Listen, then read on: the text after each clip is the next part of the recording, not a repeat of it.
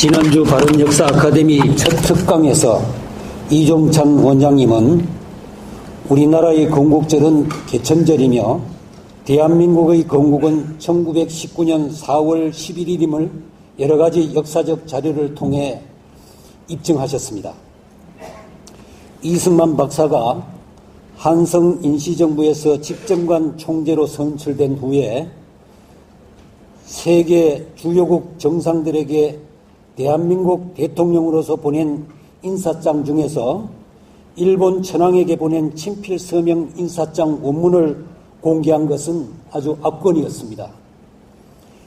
이튿날 한겨레 신문과 경향신문이 이승만 박사를 48년 건국 대통령으로 추앙하는 뉴라이트에 결정타를 가했다고 보도했습니다.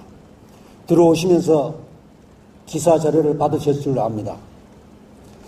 참고로 그날 강의 동영상을 미래로 가는 바른역사협의회 사이트와 우당기념관 사이트, 그 다음에 한가람 역사문화연구소 사이트에 올리고 유튜브에도 올리도록 하겠습니다.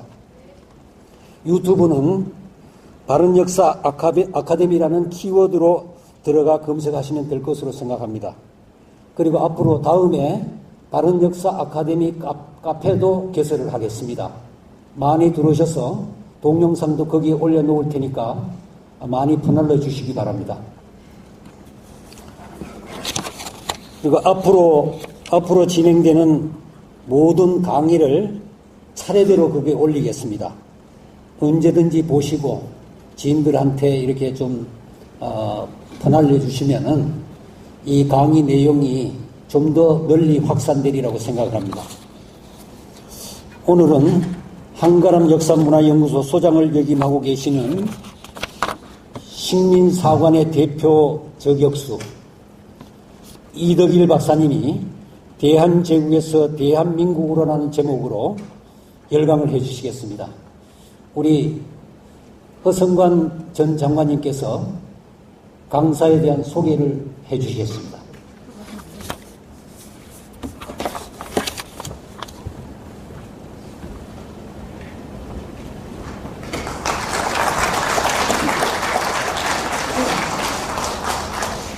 안녕하십니까.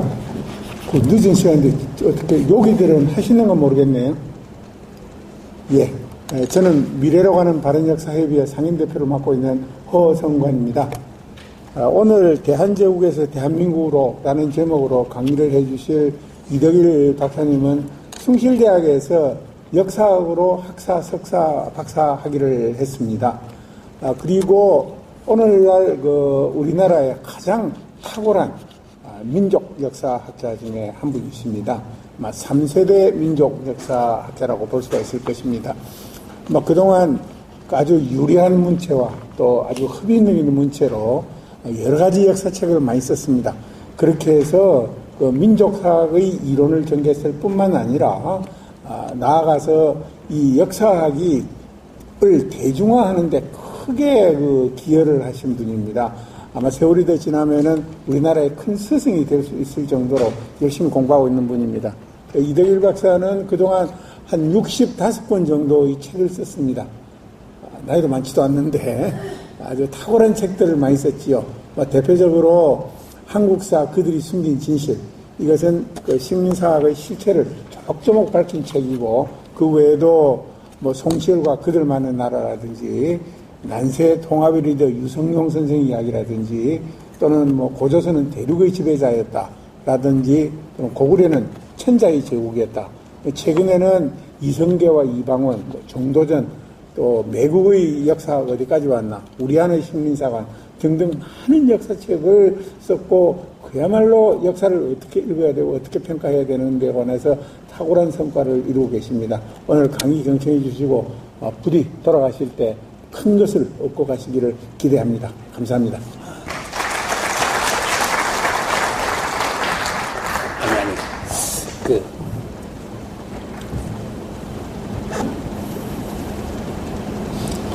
그리고 강의를 시작하기 전에 꼭 한 분 소개드릴 분이 있습니다.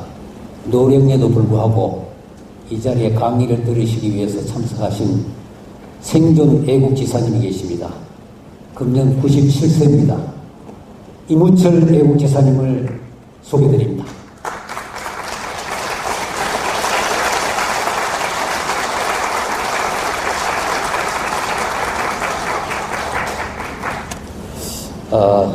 간단하게 국민 의례를 가진 후에 강의를 시작하도록 하겠습니다.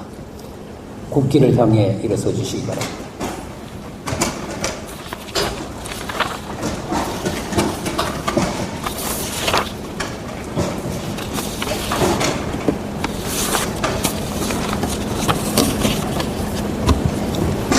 국기에 대한 경애.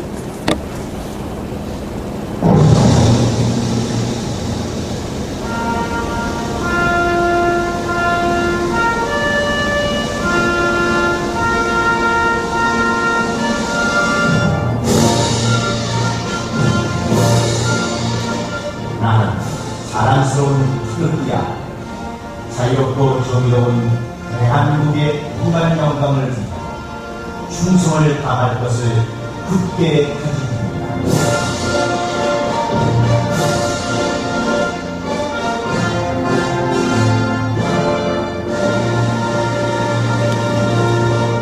바로 다음은 애국가 제창이 있겠습니다. 1절만 부르겠습니다. 반주에 맞춰서 1절만 부르겠습니다.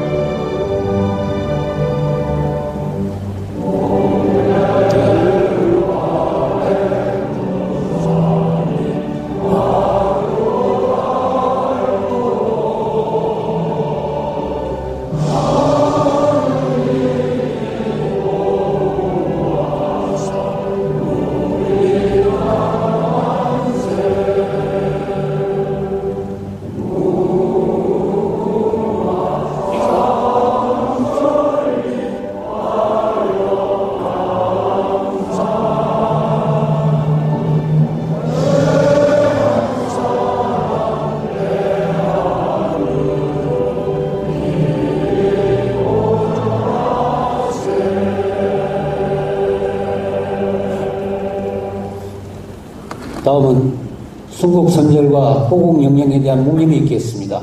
일동 묵념.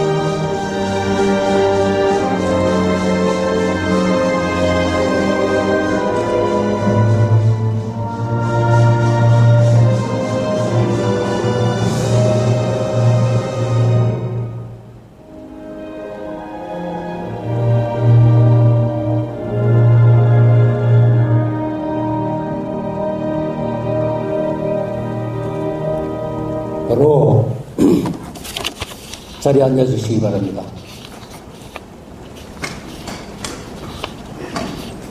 오늘 강의는 90분간 연속 강의를 한 후에 30분가량 그 질의응답 시간을 갖도록 하겠습니다. 오늘 강의를 해주실 이덕일 박사를 소개합니다. 큰 박수로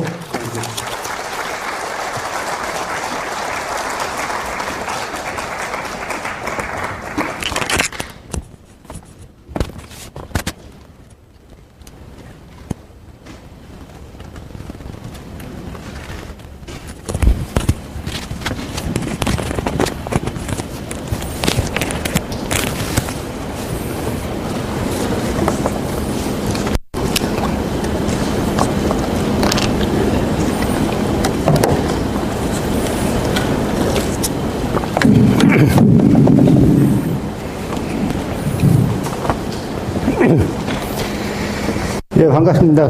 오늘 제가 드릴 주제는요, 말씀은 대한제국에서 대한민국으로 이런 뜻인데, 이런 주제인데요.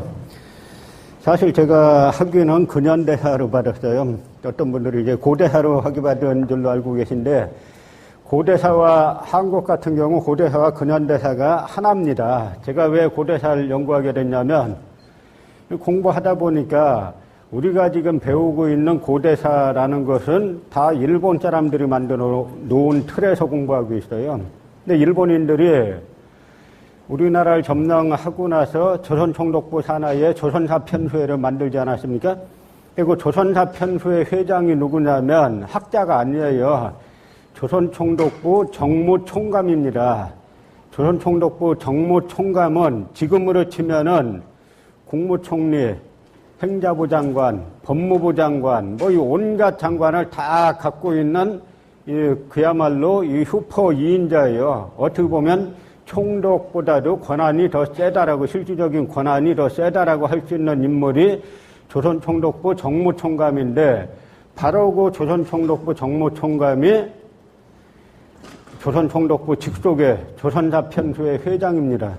그럼 이건 벌써 학술 조직이 아닌 거죠? 일본이 나중에 여기 어르신들은 그런 기억이 있으실 거예요. 일본에서 말한 소위 대동아전쟁, 태평양전쟁 말기에는 그야말로 연료가 없어가지고 소나무 껍질 벗겨서 송진 채취에다가 그걸로 연료 사용하고 했었죠. 그런데 그 시기에도 조선사편수의 예산은 10원도 안 깎았어요. 여기서 저희가 일본이 진짜 나쁜 뭐지만 어떤 측면에서는 그 지배할 자격이 있었던 게, 그렇게 보면은 자기네 그 상황에서도 우리 조선사를, 한국사를 왜곡하는 돈은 10원도 안 깎았다. 그래야 우리가 만약에 전쟁에서 지더라도 일본이 미드웨이 해전에서 패전하고 난 다음에는 다 지는 거 알고 있었어요. 우리가 전쟁에서 지더라도 저길 다시 점령하기 위해서는 이 한국인들의 역사관, 이걸 잡아놔야 되겠다라고 해가지고 그 장기적인 포석을 가지고 조선사편수회 예산은 10원도 안 깎았는데 그 여파가 지금 그대로 나오고 있죠. 그뿐만 아니고 그 당시 안 깎은 건 고사하고 이 사람들이 그 이후에도 지금 지난 강연 때 유종찬 원장님께서 일본 구급파 자금 많이 들어와 있다 그랬죠? 이 국정원장 아무나 하는 거 아닙니다. 다 정보가 있어서 하는 말씀이에요. 일본 구급파 자금 상당히 들어와 있어요. 이 일본 구급파들이 돈 뿌릴 때 의학 연구하라고 뿌리겠어요? 자동차 연구하라고 뿌리겠어요? 전부 다 인문사회학에 쓰라고 뿌리는 겁니다. 그래서 그 결과 지금 독도가 일본 거라고 주장하는 한국 학자들이 대폭 늘어난 게 바로 다 그 돈 받고 하는 거예요. 그래서 지금 우리가 상당히 각성을 해야 되는데요. 제가 그래서 박사과정 이렇게 하면서 고대사 좀 보다 보니까 이게 전부 다 총독부에서 만든 거 그대로 따라 하는 겁니다. 그런데 제가 이런 말씀 잘 드리는데, 그래서 그 당시에 제가 고민을 했죠. 왜냐하면 사람은 다 먹고 살아야 되니까. 제가 대학원 박사과정까지 들어갔을 때는 박사 가지고 먹고 살려고 들어간 거 아니겠습니까? 그런데 이 문제를 건드리면은 세칭 학문으로 밥 먹고 살기는 포기해야 되는 나라예요. 그래도 어쨌든 뭐 이리 됐든 저리 됐든 어차피 인생 한 번 사는 거 가보자라고 한 건데요. 공자께서 뭐라고 말씀하셨습니까? 학문은 일이관지해야 된다 그랬죠? 근데 우리 사회는 일이관지라는 건 특히 역사관에서 중요합니다. 역사관은 한국 근현대사를 바라보는 시각이나 고대사를 바라보는 시각은 같아야 돼요. 근데 우린 그게 따로따로인 사람들이 너무 많죠? 그건 학문이 아니에요. 한 시각으로 보게 되니까 우리 독립운동 하셨던 선열들이 왜 다 그렇게 고대사에 천착을 하셨는지 이것도 알게 된 겁니다. 제가 다음번에 일제식민사관 말씀드릴 때 그 부분은 자세하게 말씀을 드리겠고요. 요즘 논란이 되는 건국절이다 뭐다 하는 이야기가 있는데, 제가 이제 엊그제 그저께 개천절 행사에서도 그 말씀을 드렸어요. 우리나라의 건국절은 굳이 따지면은 4349년 전 10월 3일이 건국절이고, 그 다음에 대한민국은 이게 이제 1920년에 이 도산안창호 선생님이시죠? 1920년에 임시의정원을 그 회의를 하고 나서 기념사진 찍었는데 뭐라고 되어 있습니까? 대한민국 원년 9월 17일 이렇게 되어 있죠? 1919년에 의정원 회의하고 사진 찍었는데 이분들이 대한민국 원년이라고 써놨어요. 그래서 그 3.1 독립선언서에 보면은 육당 최남선 선생이 거기에 날짜를 적었죠? 날짜를 뭐라고 적었냐? 날짜를 적어야 될 거 아니에요? 날짜를 뭐라고 적습니까? 명치 몇 년, 소화 몇 년 이렇게 적겠어요? 뭐라고 적어야 돼요? 조선 건국 4252년 3월 1일 그렇게 적어놨어요. 그게 바로 조선 건국한 날이 건국절이고 그 다음에 대한민국은 1919년 4월 11일 날 건국됐다라는 것이 쭉 이제 일관된 생각인데요. 그런데 우리가 역사를 볼 때 그러니까 일본이 우리 역사를 공격합니다. 그렇다 그래서 우리가 무조건 반사적용으로 우리 역사 훌륭하다 이렇게만 나가서는 또 안 돼요. 우리 역사의 잘못된 부분은 반성하고 그럼으로써 우리가 그 반성의 토대 위에서 미래로 나아가자라고 말해야 되는 거죠. 그러면 제가 뭐 조선시대까지 다 말씀드릴 수는 없는데 우리가 대원군과 고종에 대해서는 잠시 이제 말씀을 드리고 좀 넘어가야 할 것 같은데 이 대원군은 사실 대단히 개혁적인 정치가였어요. 많은 일화 아시지 않습니까? 그 안동금 씨 세도하에서 뭐 이제 말하자면 이제 천대 받다가 나중에 정권 잡고 나서 이분이 한 이야기 남대문을 높이고 서대문을 낮추겠다 말합니다. 무슨 이야기냐면 여기서 말하는 남대문은 남인을 뜻하는 거고 서대문은 노론, 서인에서 노론이 나왔죠? 이걸 뜻하는 겁니다. 그런데 대원군이 그래서 양반에게도 군포를 받는 호포제를 실시하고 소원을 철폐하자 심지어 나중에 노론의 총본산인 저 청주에 가면 화양동 소원 있지 않습니까? 거기에선 소원에서 화양동 묵패라고 있어요. 자기네 그냥 도장 찍어서 사람들에게 세금 얼마 내라고 돌립니다. 그래서 소원에서 돌려요. 안 내면 끌고 가서 곤장 치죠. 그 소원들을 대부분 다 철폐를 했습니다. 그런데 이 대원군이 초기에 대단히 잘했는데 왜 실패했냐? 왜 실패했냐면 방향의 지향점이 잘못됐어요. 이분은 다시 조선을 왕권이 강한 나라, 성리학이 다시 살아나는 그런 나라로 만들겠다라는 꿈을 꾸고 있었는데 그건 이미 안 되는 겁니다. 지금 우리 사회가 시끄럽고 혼란스러운 이유도 자꾸 과거를 그리워하는 분들이 자꾸 이제 세상을 옛날로 끌고 가려고 하니까 시끄러운 거예요. 안 되는 거예요, 그거는. 항상 정치라는 건 그때나 지금이나 미래를 바라보고 우리가 과거에 성취한 건 성취한 거대로 두고 그 다음에 이 성취를 바탕으로 어떻게 미래로 나갈 것인가 이걸 그 시대가 고민해야 되는데 지금 현실이 잘못됐으니까 미래로 가자 이런 괜찮은데 옛날이 좋았다 이렇게 가게 되면은 사회가 시끄럽고 퇴보하게 되는 겁니다. 그래서 대원군이 집권 10년 만에 누구한테 무너지냐면 그 유명한 면함 최익현 선생이 대원군 10년을 갖다 강하게 비판하는 상소문을 올려요. 그래서 대원군은 당연히 고종이 최익현을 꾸짖을 줄 알았더니 그 상소를 잘 썼다고 칭찬합니다. 그래서 나중에 면함 최익현이 그 상소문은 그 민씨 일가의 사주를 받아서 썼다라는 소문이 그 당시 팽배했어요. 그러다가 그 황현 선생의 매천야록에 보면 뭐라고 나오냐면 비로소 일제에 항거하다가 그 대마도로 유배가지 않습니까? 그 유배가게 되니까 그제서야 민씨 일가의 사주를 받아서 쓴 상소는 아니었구나 라는 그 인식이 사대부들 사이에서 퍼졌다라고 하는 건데요. 그만큼 당시 이제 면함 최익현 선생이 대원군을 뭐 왜 그렇게 봤느냐 하는 건 또 이제 다른 문제라 오늘 뭐 그거까지 얘기하면 시간이 초과될 것 같아서 하여간 뭐 최익현 선생의 상소로 대원군이 무너졌습니다. 무너지고 나서 고종의 친정이 시작되는데 사실상 우리가 명성황후가 일제에 의해서 아주 비참하게 세상을 떠났죠. 그러니까 아주 이제 일본의 극악무도한 행위인데 그렇다 그래서 우리가 보면은 명성황후의 정치를 잘했다 또 이렇게 보면 안 되는 거예요. 잘못한 건 잘못한 거죠.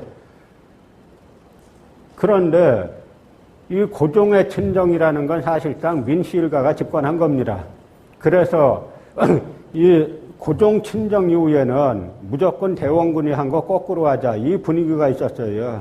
우리도 지난 정권 때 이거 누가 한 거 거꾸로 무조건 거꾸로 가자 하다가 그 정권 망했듯이 이때도 대원군이 한 정책 중에 잘한 것도 있고 잘못한 것도 있습니다. 그럼 잘한 건 계승하고 잘못한 거는 계승 안 하면 되는데 무조건 거꾸로 가자라고 하다 보니까 일본하고 이 강화도 조약을 맺죠. 그런데 우리 국가교과서에 뭐라고 가르치냐면 이게 최초의 개국이다라고 가르치는데 최초의 개항이고 그럼 우리가 일본하고 그 당시 국교가 없었냐 이거예요. 일본하고 국교 없었습니까? 통신사는 뭐예요 그러면? 일본이 와서 그래서 혹선을 끌고 와가지고 협정 체결하자 그러니까 개항하라 그러니까 니네 우리하고 국교 있잖아. 왔다 갔다 했잖아 지금까지. 무슨 소리야. 그걸로 끝난 거죠 사실. 다시 할 필요가 없어. 그래 니네 동네 외관으로 와. 거기에 니네 사무소 있으니까 요즘 말로 하면 당시 동네 외관이 주일 이 대사관이에요. 주한 일본 대사관이에요. 외국 대사관. 거기에다 접수하면 되는 거예요. 그런데 무조건 대원군이 한 거는 거꾸로 가자라고 하다 보니까 협상을 하기로 했는데 그 당시 우리가 일본하고 불평등 조약을 맺을 아무런 이유가 없었어요. 그런데 조약 맺어놓은 거 이렇게 보면은 조선은 자주의 나라로 일본과 평등한 권리를 가진다. 말이 자주의 나라. 아니 그럼 일본과 언젠 평등하지 않았어요? 이 얘기는 왜 집어넣냐면 청나라를 견제하기 위해서 집어넣은 겁니다. 어쨌든 이 조항 자체가 나쁘다고 볼 수는 없는데 조선은 부산 이외에 두 항구를 20개월 이내에 개항하여 통상을 허용한다. 왜 조선만 개항해야 돼요? 일본도 개항해야죠 그러면. 왜 조선만 집어넣어놨어요? 또 하나 더 큰 문제는 일본 항해자로 하여금 해안 측량을 허용한다. 왜 일본인이 조선의 해양을 측량하게 허용하냐고요? 더 큰 문제는 뭐냐면 범죄 사건은 속인주의에 입각하여 자국의 법에 의하여 처리한다. 속인주의. 그 사람 국적이 어딘가에 따라서 한다는 거예요. 한마디로 일본인이 조선에서 범죄 저지르면 조선법으로 처리하지 않고 일본법으로 자기네 나라를 데려가겠다는 겁니다. 이런 조약을 왜 맺어야 되는 겁니까? 우리가 그냥 강화도 조약 개항했다 이렇게만 말했지 이 조약의 진짜 문제점들 아니 일본인이 여기 와서 죄를 졌으면 여기 법에 처벌받으면 되죠.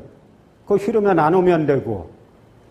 그러니까 첫 단추부터가 이렇게 잘못 끼어졌습니다. 그러다가 이 고종을 보면은 고종과 일본의 메이지가 동갑이에요, 묘하게. 그런데 동갑인데 각자 즉위한 날짜도 비슷합니다. 그런데 이후의 행보가 이후 두 나라가 걸은 행보가 아주 다르죠. 그 다른 이유가 뭐냐? 이것도 갖다 우리가 사실은 이 다른 이유, 달랐던 이유, 우리가 고종이 즉위 당시만 하더라도 그 누구 한 명 우리가 일본에게 먹힐 거라고 생각 안 했어요. 그러나 먹혔습니다. 그 50여 년 후에 먹혔어요. 그런 거 먹힌 거기에 대해서 처절하게 반성하고 해야 되는데 요즘 우리나라 돌아가는 판세 보니까 그 비슷하게 또 흘러가고 있죠.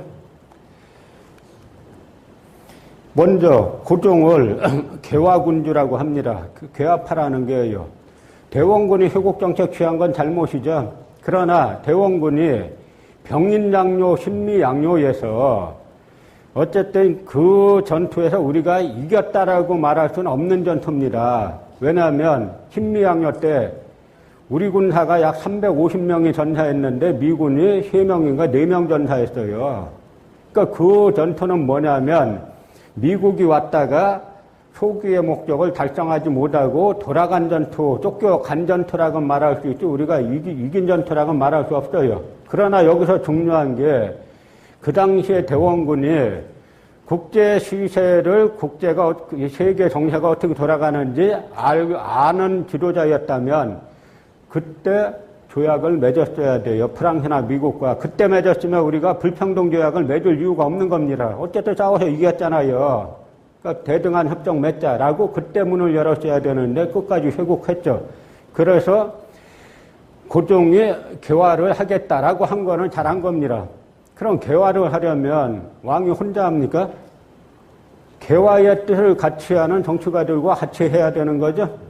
그럼 그 당시 조선 현실에서 개화의 뜻을 같이 하는 정치 세력은 두 팀이 있어요. 하나는 김옥균 중심의 급진개화파가 있고 또 하나는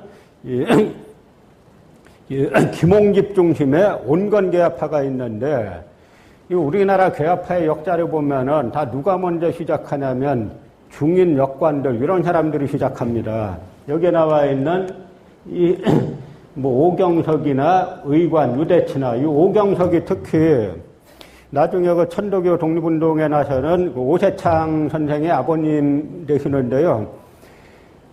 이분이 오경석 선생이 청나라의 역관을 따라갔어요. 가니까 이미 청나라가 서구열강에 다 무너집니다. 이거 보고 문 안 열으면 안 되겠다. 문을 열어야 되겠다. 라고 대원군에게 개항해야 됩니다. 문을 열어야 됩니다. 서구열강과 관계를 맺어야 됩니다. 라고 하다가 잘렸죠. 그러니까 이분은 이미 세상이 흘러가는 걸 중인역관이 가장 먼저 봤어요. 근데 중인역관이 뭐 하겠습니까? 그러니까 박지원의 손자인 박규수를 찾아갑니다. 우리 이거 개항 안 하면 이 나라 망합니다. 빨리 해야 됩니다. 그러니까 박규수가 거기에 동의해가지고 자기의 안국동 사랑방에 젊은 청년들을 끌어모아요. 그렇게 모인 인물들이 김옥균, 박영효, 서광범 이런 인물들인데 그러니까 거기에서 말하자면 여러분 이 인원 모이셨으면 많이 모이신 거예요. 이 세상을 충분히 바꿀 만큼 많이 모이신 건데 그 당시에 박규수의 사랑방에서 모였던 몇몇 안 되는 젊은이들이 거기에서 정치학습을 받는 겁니다. 세상 바꿔야 되겠다. 그런데 김옥균이라는 인물은 지금 한국사에서 너무 저평가되어 있어요. 김옥균은 당시에 잘 나가던 노론 집안의 자제에다가 영의정의 양자로 들어갔어요. 그냥 자기 인생은 그야말로 탄탄대로가 깔려있던 그런 인물인데 나라 이렇게 가면 망하겠다라고 생각해가지고 김옥균이 이 개화파의 리더가 되면서 저 수구파들, 친청파들, 민씨일가 쟤들 때문에 나라가 망하겠다라고 해서 비상수단을 쓴 게 여러분 다 잘 아시는 우정국 낙성연에서 칼 뽑아서 휘두른 거죠. 그래서 고종이 3일 동안 따라다니다가 어떻게 합니까? 청국구가 없으니까 일본으로 도망간 인물은 도망가고 남아있는 인물들은 다 죽여버리죠. 그래서 급진개화파가 끝났어요. 고종은 심지어 그 10년 후에 청자고 갔는데 이용 가지고 상해까지 도망간 김옥균은 홍종이 죽여버리기까지 해요. 이 뭐냐면 이 김옥균 같은 인물은 자기가 왕 되려고 한 거 아니잖아요. 그러면 언젠가 시세가 일변하면 다 쓸 수 있는 인물인데 우리나라를 보면 지금 외국에서 아프리카나 동남아 이런 데서 망명객들 오잖아요. 우리나라 아주 짜게 대하는데 그분들 잘 대해줘야 돼요. 다 정치 망명객들은 우리 김대중 대통령도 한때 망명하셨듯이 언제 와가지고 정권 잡을지 몰라요. 그럼 자기 어려울 때 좀 도와주고 했던 나라 얼마나 자기가 기쁘겠습니까? 그게 바로 제가 말씀드리는 게 제국의 관점, 자기가 주인의 관점으로 세상을 바라보느냐, 노예의 관점으로 바라보느냐 하는 건데, 그 망명객에게 미국도 그렇고 유럽 국가들이 다 돈까지 주지 않습니까? 그 돈나마 해주는 거 아니에요. 다 자기네 국익을 위해 해주는 겁니다. 근데 고종은 김옥균을 끝까지, 암살자까지 보내가지고 죽여버렸죠. 그래서 개화는 한다라고 표방했는데 급진개화파를 다 죽였어요. 그러고 남은 게 온건개화파인데, 온건개화파가 한 걸 갖다 우리가 예전에 뭐 갑오경장이라 그랬죠. 근데 요즘은 뭐 갑오개혁이란 말을 많이 씁니다만 원래는 경장이란 말이 우리 전통 이 정치 용어입니다. 그런데 이 갑오개혁은 일본이 사실은 배후에서 영향력을 행사해가지고 하게 됐는데, 어쨌든 누가 영향력을 행사했던지를 떠나가지고 갑오개혁에서 이 법제개혁을 많이 했어요. 뭐 우리나라 정권 여러 번 바뀌어봤는데 별로 안 바뀌는 현실이 별로 안 바뀌는 이유는 법제개혁을 별로 안 해서 그래요. 법제를 개혁해야 됩니다. 이 갑오개혁 때 반상제도 철폐하고 문무차별 철폐하고 공사노비제 철폐하고 연좌제 폐지하고 조혼 금지시키고 과부의 재가를 허용하고 이러한 이 제도개혁을 우리 수천 년 동안에 조선조 500년 동안에 많은 문제점을 갑오개혁에서 법제적으로 다 철폐했어요. 그랬더니 나라 망했을 때 목숨 끊은 매천 황현 선생이 이 법들이 반포되니까 그 법이 미국에서 왔던 일본에서 왔던 일반 백성들은 기뻐서 춤을 췄다. 그렇게 써놨어요. 매천야록에. 그런데 김옥균이나 김홍집이나 이 개혁의 최종 목표는 뭐냐면 입헌 군주국으로 가야 된다 이겁니다. 군주, 임금도 헌법을 제정하고 그 헌법의 규정에 따라서 통치하는 입헌 군주국으로 가야 된다라는 거죠. 그랬더니 여러분 고종이 왕노를 몇 년 한지 아세요? 많이 헷갈려요. 이거 아는 분 별로 없어요. 10년 했나? 20년 했나? 몇 년 했나? 사건은 무지하게 많았고 막 하기 때문에 잘 모르시는데 고종이 랭킹 3위쯤 돼요. 44년 왕노를 했습니다. 44년. 그런데 사건이 하도 많다 보니까 아관파천을 왜 했을까? 뭐 일본의 압박 때문에 그때 다 맞는 말이에요. 그러나 가장 본질적인 이유, 왜 그 나라 임금이 자국에 주둔한 외국 공사관으로 도망간다. 이게 말이 됩니까? 5.16 때 장미한 총리 어디로 도망갔어요? 깔멜 순원으로 도망갔죠? 그 사람 다 역사의 죄인이에요. 한나라 내각 책임제 하에서의 총리가 쿠데타로 일어났으면 자기가 목숨 걸고 나가서 막아야 되는 거지. 순원으로 도망갔어요. 도망갔으면 어쨌든 비밀 연락망이라도 갖고 있어야 되는데 일체 연락 안 합니다. 사실 5.16은 성공할 수 없던 거였어요. 다 아시다시피 박정희 그 당시 쿠데타 주역 이 양반은 남로당 군사 총책이었죠. 미군 정보망에 다 그렇게 돼 있었어요. 그런데 이 장면이 깔멜 순원으로 도망가서 3일 동안 일체 연락 안 하는 바람에 그 사이에 전세가 엎어진 거예요. 고종도 러시아 공사관 도망갔습니다. 도망갔는데 도망가고 나서 첫 번째 내린 명령이 뭐냐면 경무관, 요즘 말로 하면은 경찰, 검찰 간부로 불러가지고 저 갑오개혁 하는 저 김홍집이야. 저것들 다 역적이니까 때려 죽여라. 이게 첫 번째 명령이에요. 그래서 매천 황현 선생이 고종이 왜 러시아 공사관으로 도망갔냐. 헌정에 속박되기 싫어서 도망간 것이다.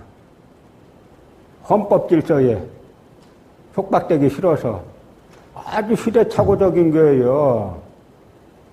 이미 세상은 바뀌었습니다. 자기가 혼자 안 한다 그래서 안 될 수 있는 상황이 아니잖아요. 그 본인 스스로가 벌써 외국 공사관에 도망가서야 할 정도면은 이미 자기가 어떻게 해야 되겠다라는 세상이 얼마나 변했다라는 건 알아야 되는데 그 속에서도 끝까지 전제군주권, 무한 권력을 누리는 전제군주권을 내가 끝까지 갖고 있겠다. 라는 그런 생각을 가지고 정치를 한 겁니다. 그러다가 결국은 아간파천을 단행해서 김홍집 때려 죽이라 그러니까 김홍집 나가면 맞아 죽습니다. 하니까 김홍집이 죽으면 죽었지.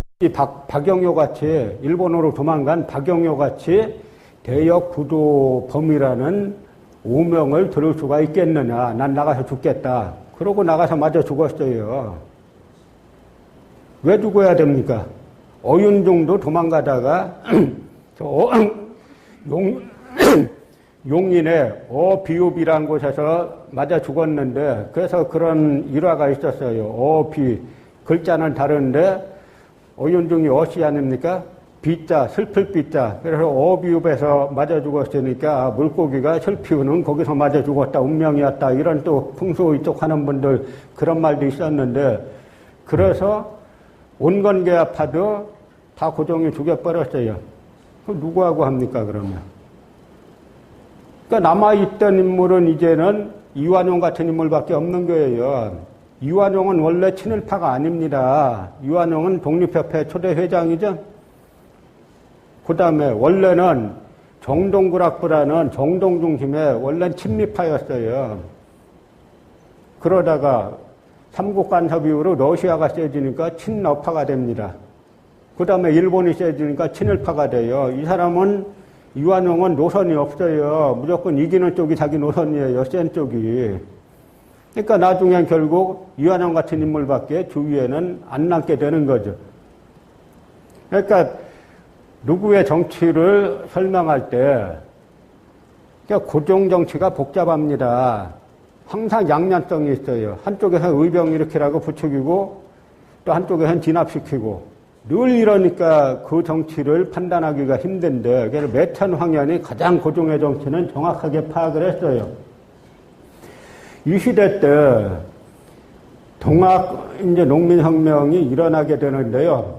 이게 이 최재우 선생하고 최시영 선생인데 이 최재우 선생의 이 이야기들이나 그 다음에 최시영 선생의 여러분 다 아시는 인시천, 사인여천 이런 이야기들은 사람이 곧 하늘이고 사람을 섬기기를 하늘같이 섬겨라. 이 이야기는 뭐냐면 이 자체가 그 당시에 신분제를 타파하는 혁명사상이에요.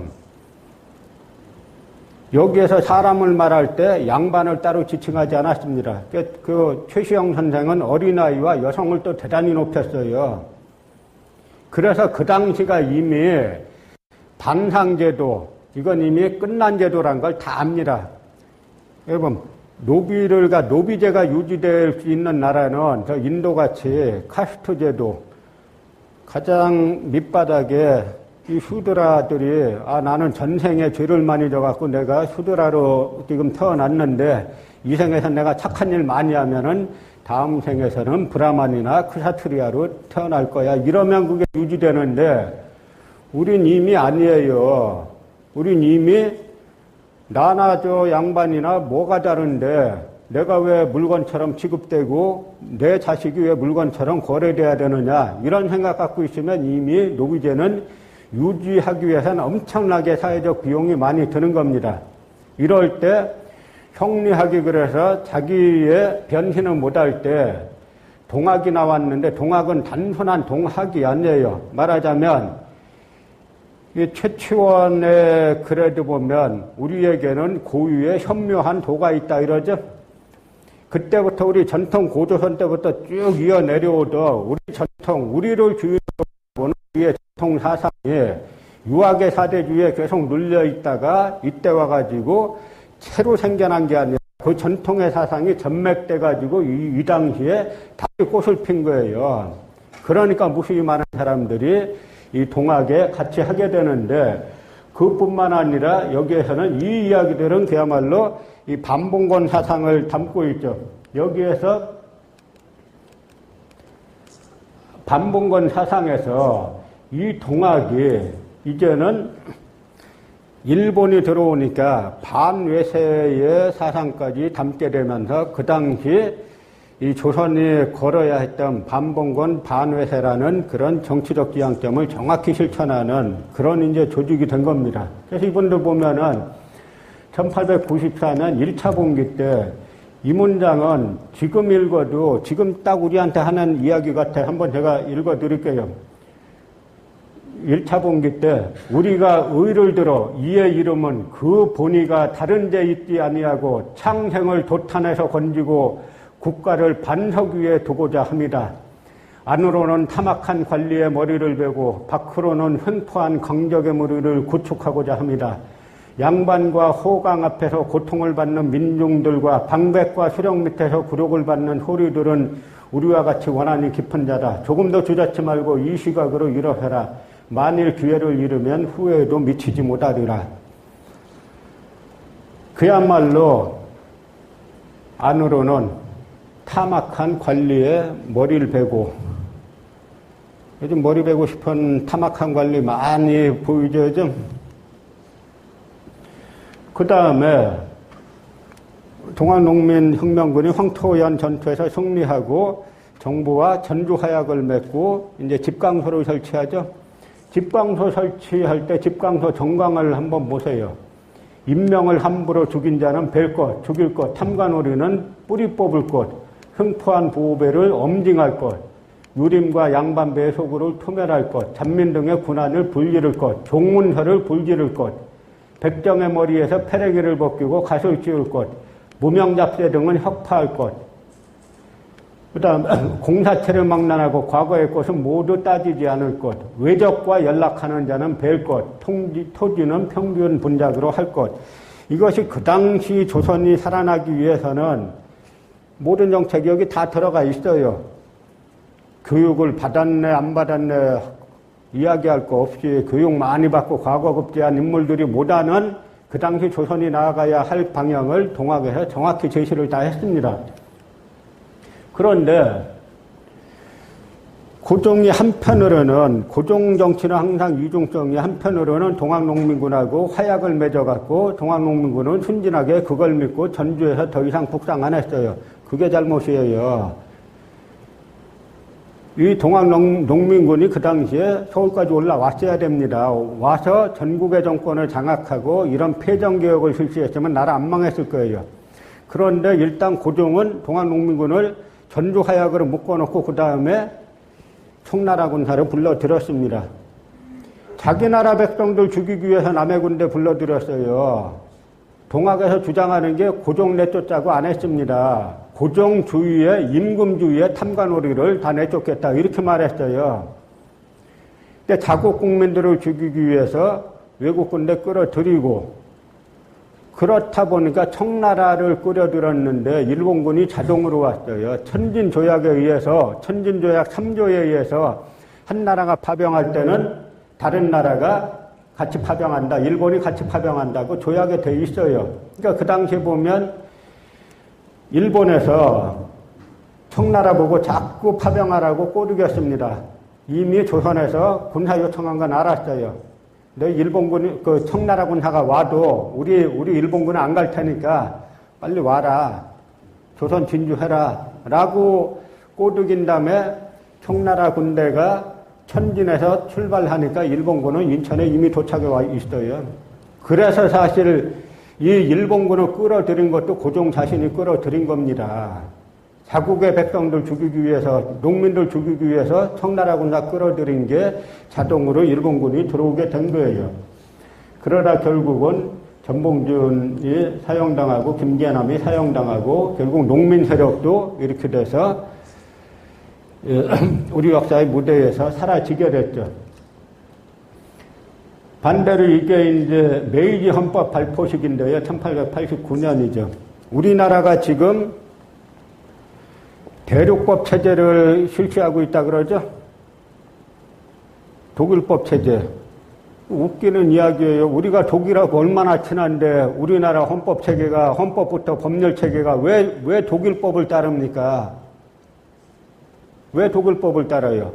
우리는 이해가 안 가는 거 있으면 다 일제 식민 지배의 잔재다 생각하면 100% 맞아요. 이게 왜냐하면 일본에서 보니까 서구나라도 일본이 페리에 의해서 강제 개항했지 않습니까? 미국에 의해서. 그 다음에 국력이 좀 성장한 다음에 뭐라 그랬냐면, 조약을 개정하자 그러니까 미국에서, 야, 니네 나라 헌법도 없잖아. 헌법도 없는데 무슨 조약 개정이야. 일본은 그런 게 없었어요. 우리는 경국대전이 있었고, 국교의례가 있었고, 다 있습니다. 일본은 전국에 통용되는 법 자체가 없던 나라예요.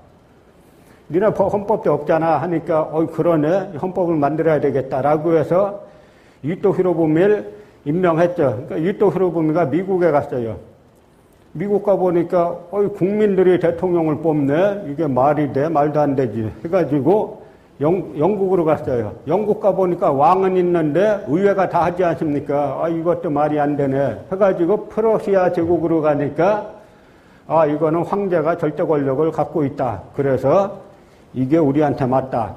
그래서 이토 히로부미가 메이지 헌법을 프러시아 끌어들인 게 지금 그대로 오는 거예요. 이게 말이 되는 나라입니까?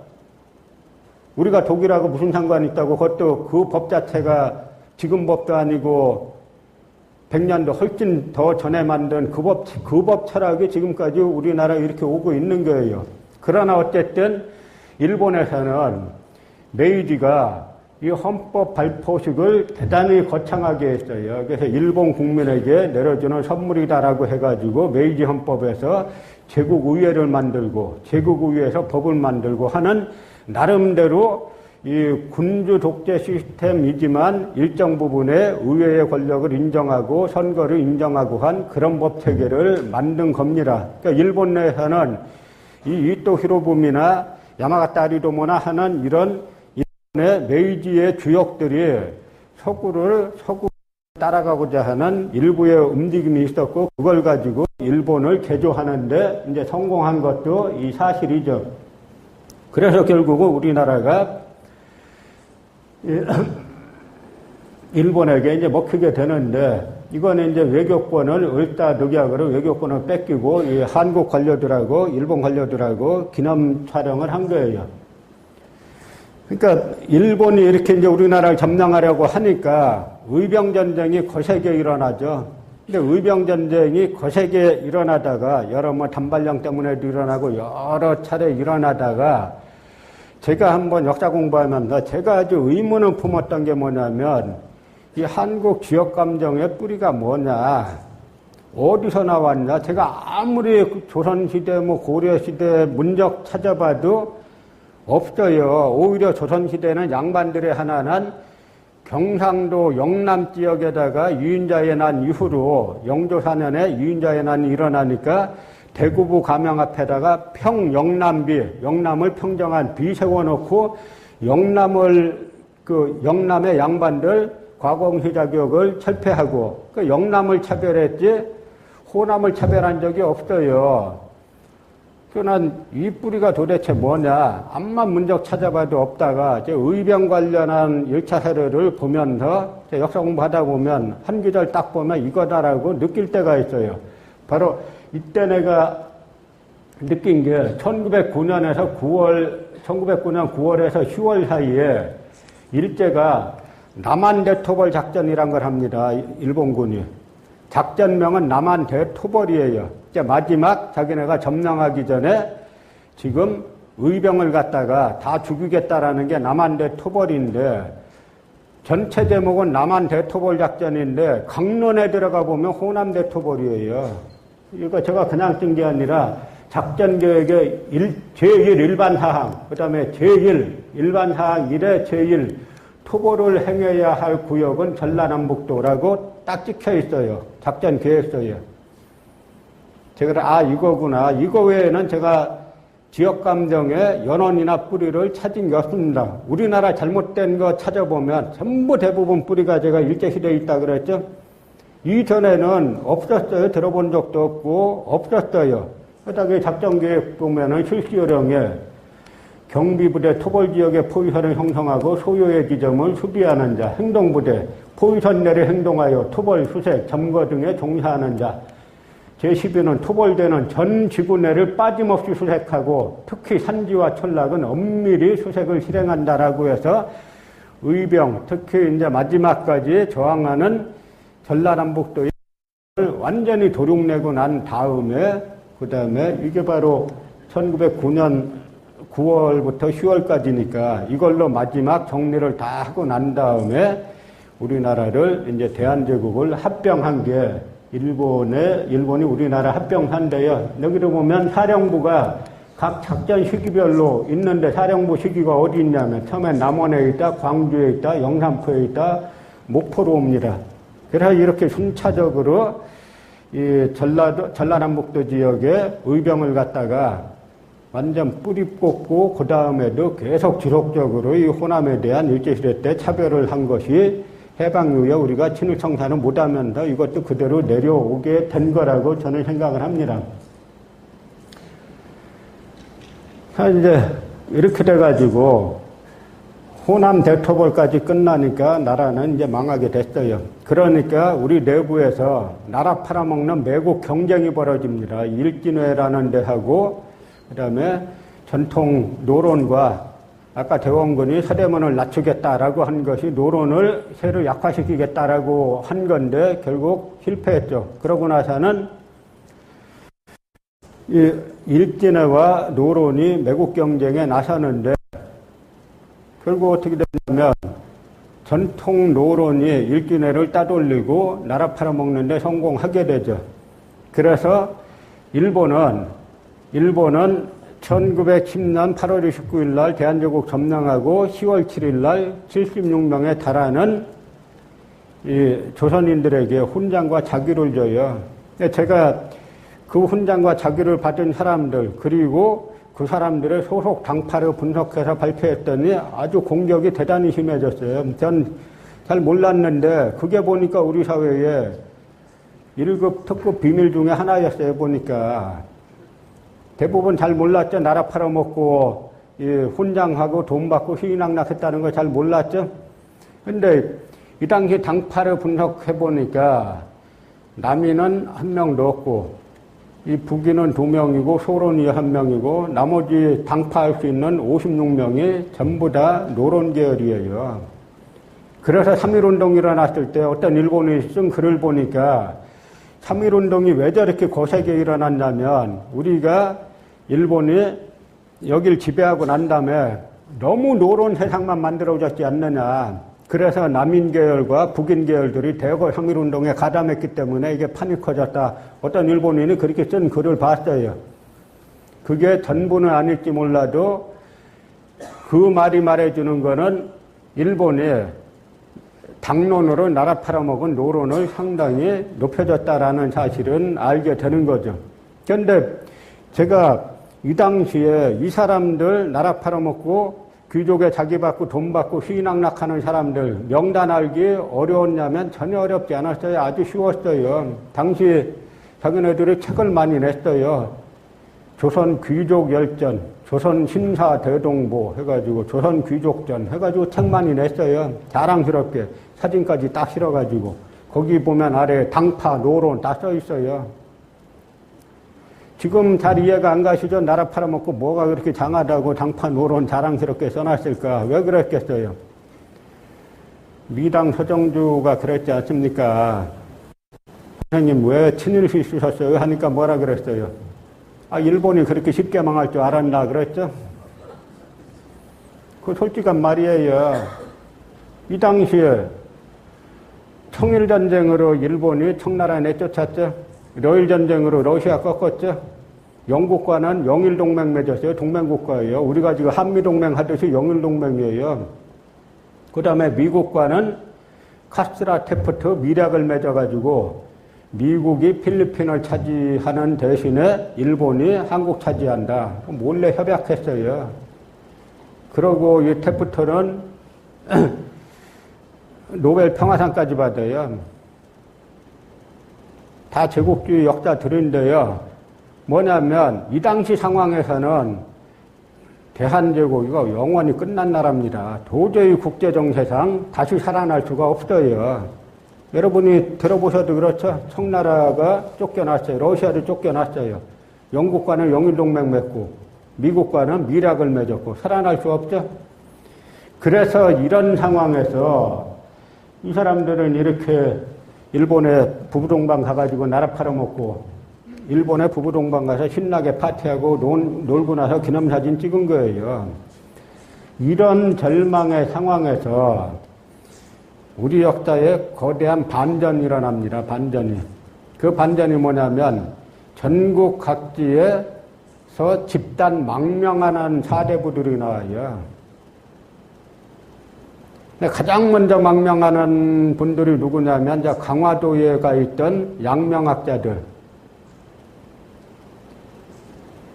그 양명학자들은 이 성리학에 반대해가지고 양명학을 하다가 이 조선 본토내에서는 하기 힘드니까 그러니까 이제 강화도에 가가지고 이단이 양명학을 하는데요.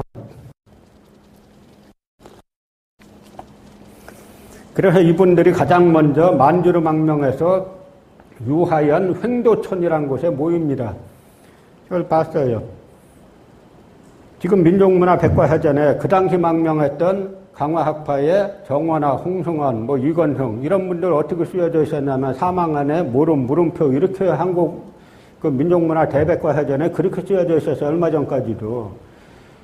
만주에서 독립운동하다가 거기서 세상 떠났는데 모른다는 겁니다. 근데 이분들 세상 떠날 때 그 당시 1923년, 24년 동아일보에 다 보도가 됐어요. 제가 대학원뿐만 아니라 역사학과 가니까 현대사 연구하면 안 된다. 현대사 연구 금기론이 있어요. 왜요? 현대사는 너무 가깝기 때문에 이 객관성을 유지하기가 힘들어서 사학과는 현대사 연구하면 안 돼. 말이 그럴듯하죠. 학부생이 뭐 알겠어요. 그래서 저는 전 세계 역사학과가 다 현대사 안 하는 줄 알았더니 전 세계에서 우리나라만 현대사 안 하는 거예요. 왜냐? 현대사가 뭡니까? 곧 독립운동사죠? 그거 못하게 하려고 한 거예요. 그러다 보니까 독립운동하다 세상 떠났는데 물음표를 해놨어요. 어쨌든 이분들이 가장 먼저 만주를 망명해서 흥도촌이라는 곳에 모입니다. 그 다음에 서울의 우당, 유해영, 육형제 일가 이분들이 또 망명해서 만주의 흥도촌이라는 곳에 모여요. 우당, 유해영 선생 그 삼한갑족이 전 재산 다 바치고 그렇게 다 불행하게 세상 떠났는데 아는 분이 아무도 없었어요. 유해영 선생이 누군지. 저도 몰랐습니다. 저도 대학원 때 정화암 선생이라는 분의 자서전 이조국 어디로 갈 것인가 그걸 보고 나서야 이런 분이 계셨구나라고 해가지고 제가 나름에 이런 분이 역사에 묻혀 있어야 되겠느냐라고 해서 우당유영 선생이 이제 책을 썼더니 그 후로 조금씩 알려지기 시작해요. 지금은 이제 여러분은 다 아시죠? 우당유영 선생. 그 일가, 그 다음에 경상도 안동에서 석주 이상용, 백화 김대랑, 황호하는 이런 분들 일가들이 또 망명했는데 이분들도 보니까 다 유아연 횡도촌이란 곳에 모여요. 그래서 제가 그때 이게 집단 규행 망명이구나 라는 걸 알기까지 10년 이상 공부했어요.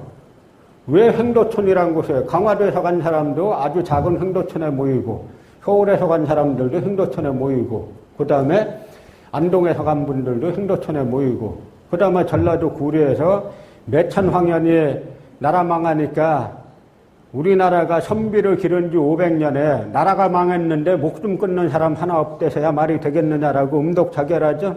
이분의 음독자결한 글을 보면 진짜 눈물 없이 못 봐요. 내가 독을 마시니까 가족들이 막 울면서 몰려왔지 않겠습니까? 그 전에 세상 떠나기 전에 절명시라는 시를 씁니다. 목숨을 끊으며라고.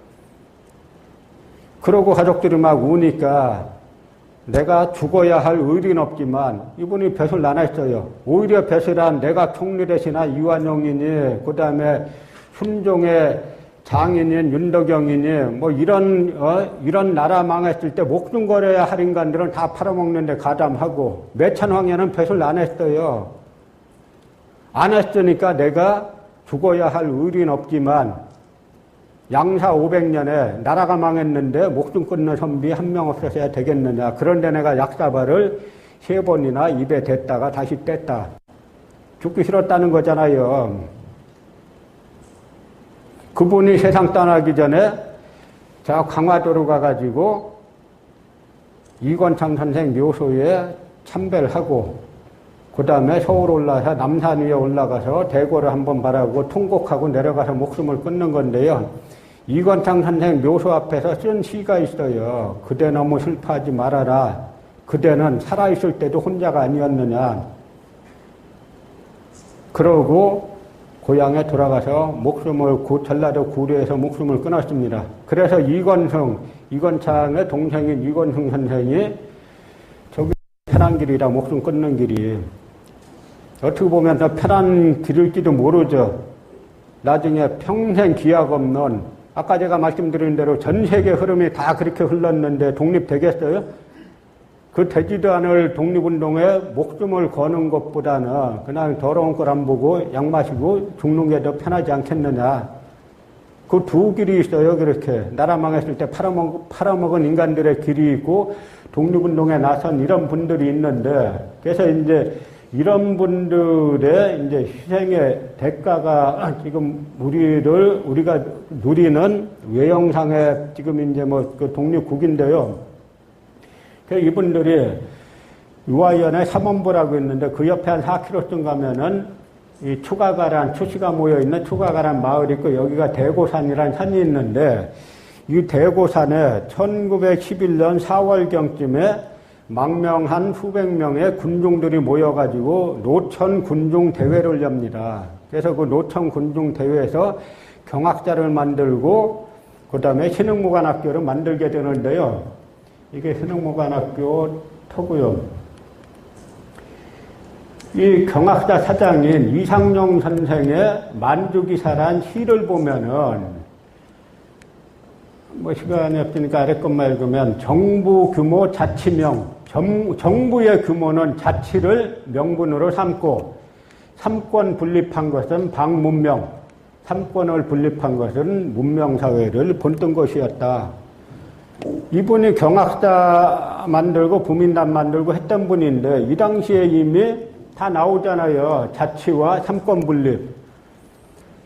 우리가 대한민국이 민주공화제가 된 게 저 식민지 근대화론자들이니 뭐 이 사람들 주장대로 해방 이후에 미국이 갖다 준 게 아니에요. 이분들이 이 당시에 이미 다 우리 정부가 나아갈 제국은 망했지만 우리가 다시 건국할 나라, 이 나라의 정치체제는 무엇이어야 하는가에 대해서 이분들이 다 갖고 있었어요. 여기에 보면은 이 석주 이상용 선생이 저 안동에서 추풍령까지 걸어와가지고 추풍령에서 기차 타고 이제 망명을 하는데요. 먼저 혼자 떠납니다. 대규모 떠나면 일본이 이제 잡으니까 혼자 떠나서 신의주까지 가 있으면은 나머지 온 가족이 다 신의주까지 이제 와가지고 그 망명을 하시는데 이 석주 이상용 선생이 서간도 무장항일투쟁의 대부예요. 이분은 항상 두 가지입니다. 하나는 교육과 그 다음에 경제, 또 하나는 군사. 딱 이 노선 가지고 이분이 이제 만주 독립운동을 다 주도하시는 분인데 이분이 망명하면서 서사록이라는 저쪽으로 이사가는 기록이라는 이 망명 일기를 쓰시는데 1911년 2월자 한번 보세요. 그러나 토마스 홉스는 계약론, 우리 사회계약론 배웠죠? 계약이 성립된 후에 사람들이 모두 자신의 권리를 군주의 위력에 의탁하여 자신을 보호하고 유지한다고 말했으니 이 이론은 아마도 그가 제대로 이해하지 못한 때문인 것으로 생각된다. 그가 이미 이기심은 인간의 천성이라고 했는데 군주된 자가 반드시 유독 이러한 마음이 없지는 않을 것이다. 꼭 군주라고 왜 이기심이 없겠어요. 그는 영국의 국왕 샤를로 2세의 스승으로서 큰 존경과 총애를 입고 있었는데 한 임금에 대한 아첨에서 벗어나지 못하고 군주 전제주의를 주장했으니 너무나 한스럽다. 1911년 2월 달에 쓴 글이에요. 군주 전제주의를 지향했으니 너무나 한스럽다. 이 석주 이상용 선생은 안동 유림의 대표주자입니다. 환단고기에 태백일자를 썼다는 행촌 이암 선생의 직계 후손이에요. 고성희 씨의 종가죠. 유학자 중에 유학자예요. 그런데 이분이 이미 군주 전제주의로 주장했으니 너무나 한스럽다.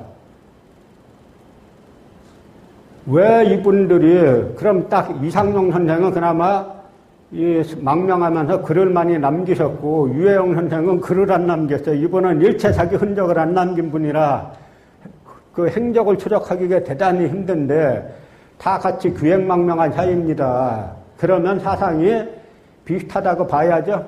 그러니까 조금 아까 제가 본 이 만주 기사, 이상용 선생이 쓴 만주 기사에서 이 정부의 규모는 자치를 명분으로 하고 삼권 분립은 문명을 모방했다라고 한 그것이 그냥 나온 게 아니고 이미 1911년에 이분이 망명하면서 대한제국은 망했고 우리가 다시 나라를 건설하는 이 나라는 바로 전제군주제가 아니라 군주전제주의가 아니라 바로 민주공화국이다라는 걸 이미 갖고 다 망명하신 거예요. 여기에 우리나라 역사에 대단한 반전이 있는 겁니다. 이 나라 망한 거는 대한제국은 막말라면 망할만 하니까 망했어요. 제가 시간 짧아서 고종이나 뭐 이쪽에 실정을 갖다 몇 가지만 말씀드렸는데 망할만 하니까 망했어요. 그런데 다시 세우는 나라는 복벽이 아니라 군주제가 아니라 민주공화제다라는 걸 처음에 망명할 때부터 이분들이 안고 가신 겁니다. 그래서 일본에서는 일본의 초기 10년 지배를 갖다 무단통치라 그러죠. 무단통치가 뭐냐면 초등학교 교원, 유학교 교원이 교실 앞에 교단에 있을 때 칼 차고 들어서는 거예요. 그리고 일본이 우리나라를 점령할 때 뭐라 그랬냐면 조선은 메이지 헌법의 적용 대상에서 제외함. 메이지 헌법을 적용하면 조선도 투표를 해야 되고 의회를 만들어야 돼요.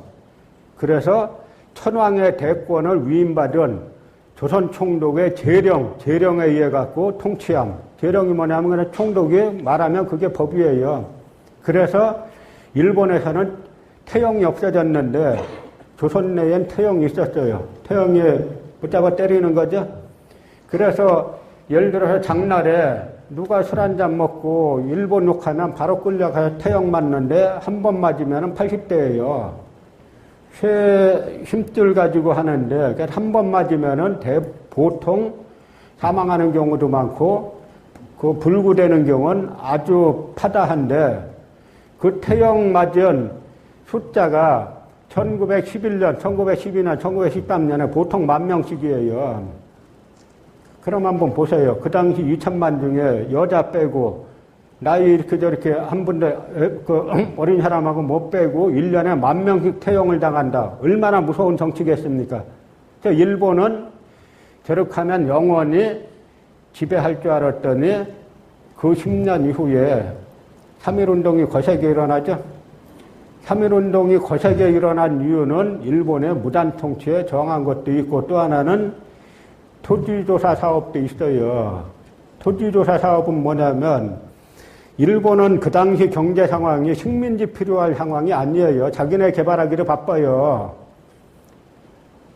원래 식민지 뭡니까? 자기네 상품 수출하고 원료 채취하고 막 이래야 되는데 수출할 상품이 없어요, 일본이.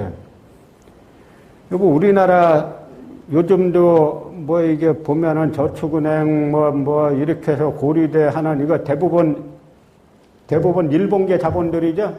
당시 1910년 무렵에 일본에서 한국 투자 소개서가 있었어요. 가장 좋은 건 뭐냐면 조그만 돈 가지고 가가지고 고리대업 하는 거다. 우리 조상들은 고리대업 자체를 국법에서 엄하게 금지했어요. 우리나라는 이자법에 뭐가 있냐면 이자법을 자모법이라 그래요. 아들 자자에 어미 못자 써가지고 자모법. 이자는 뭡니까? 어미에서 나왔죠? 본전에서 나왔죠? 그게 자모법인데 자모법의 원칙은 10%를 넘으면 안 돼요. 1년에. 그리고 어떠한 경우에도 이자가 본전보다 많으면 안 됩니다. 이게 동양 철학이에요. 자식이 어머니보다 클 수는 없잖아요. 암만 잘났어도.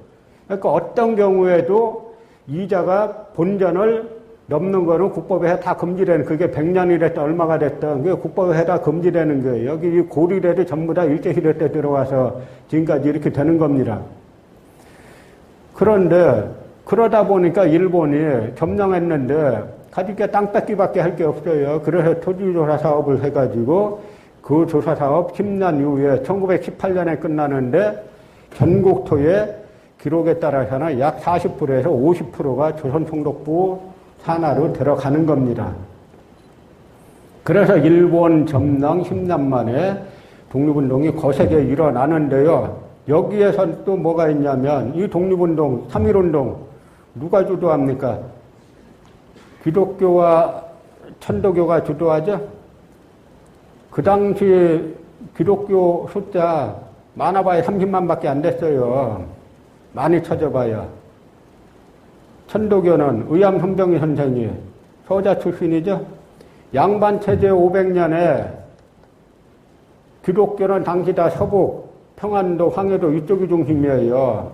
가장 차별받던 지역에서 시작한 종교들. 그 다음에 천도교. 이쪽이 나라 망한 지 10년 만에 들고 일어나가지고 3.1운동이 거세게 일어나니까 그 대가로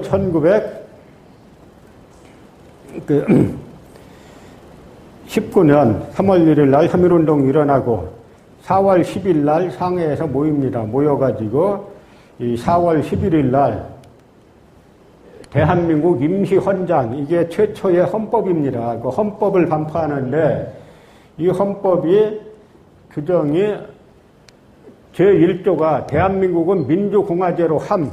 이게 그냥 들어간 게 아니라 서양 걸 그냥 모방한 게 아니라 제가 아까 석주 이상용 선생님 말씀 들었죠? 그 당시 추가가에 모여가지고 경학자를 만들었던 분들 대다수가 이 임정에 또 가담을 해요. 1조는 대한민국은 민주공화제로 함, 2조는 대한민국은 임시정부가 임시의정원의 결의에 의하여 이를 통치함. 대한민국의 인민은 남녀, 귀천 및 빈부의 계급이었고 일체 평등이다.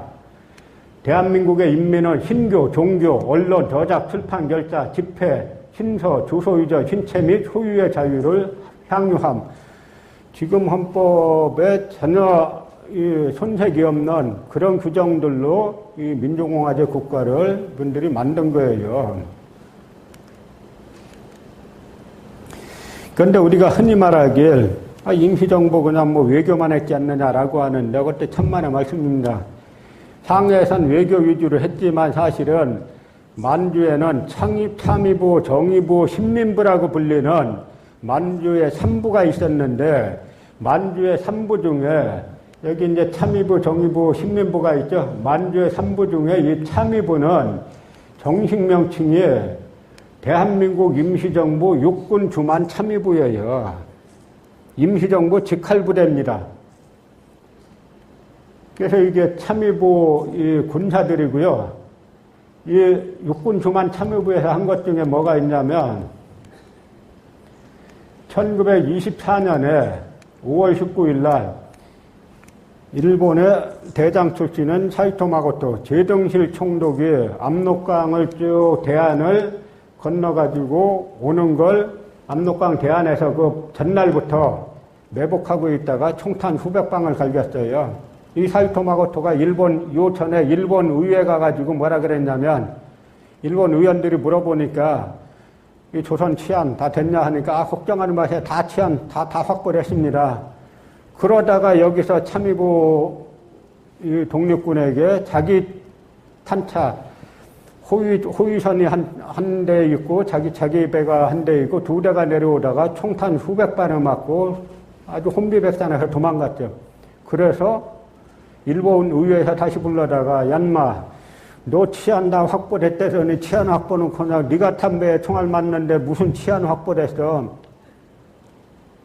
그런데 여러분 지금까지 다니면서 교육받으면서 이런 사실 교육 들어본 적 있으세요?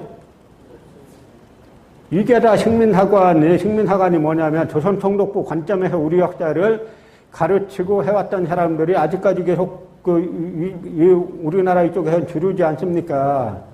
이 사람들이 독립운동사 써주는 원칙이 있어요. 첫째, 너무 유명해가지고 은폐할 수 없는 걸 써준다. 3.1운동과 청산리 딱 그거 써줘요. 둘째, 애국계몽운동 위주로 쓴다. 그래서 독립군 이런 거는 거의 안 씁니다. 이 독립신문 보세요. 적괴, 적의 수괴, 제 등을 습격. 우리 의용군 제1중대의 용투. 해가지고 독립신문에서 일면에 보도했잖아요. 그럼 우리가 해방 이후에 독립운동사 가르칠 때 이 독립신문에서 다 날짜까지 정확합니다. 5월 19일. 이렇게 해서 한 걸 위주로 가르쳐야지. 이렇게 안 가르치니까 어떻게 됩니까? 뭐 독립군은 아무 한 거 없고 그냥 그냥 뭐 아무 한 거 없는 것처럼 이렇게 하다가 보니까 아는 사람이 없는데 이 당시 국경일 때는 늘 전쟁터였어요. 이분들이 참의부, 정의부, 신문부에서 이걸 보세요. 이게 이제 여기가 두만강이고 여기가 압록강이죠. 여기는 참의부에서 관할하는 데입니다. 여긴 정의부에서 관할하는 데고 여기는 신문부에서 관할하는 데고. 그래서 이 참의부, 정의부, 신문부에서 국내 진공작전을 계속 펼쳤기 때문에 일본 기록으로도 여기는 늘상 국경지대는 전쟁 상태였다. 그렇게 기록되어 있어요. 근데 우리 국사교과서는 그냥 참의부, 정의부, 신문부가 있었다. 딱 그렇게 맞잖아요. 학생들이 골치 아프지 않겠습니까? 뭐 했는지는 모르는데 이름은 외워야 되고, 참의부에서 사익도 총독 저격했다라고 하면은, 더 학생들이 더 알고 싶지 않겠어요? 총독을 저격했어? 이게 무슨 사건이야라고 더 알고 싶지 않겠습니까?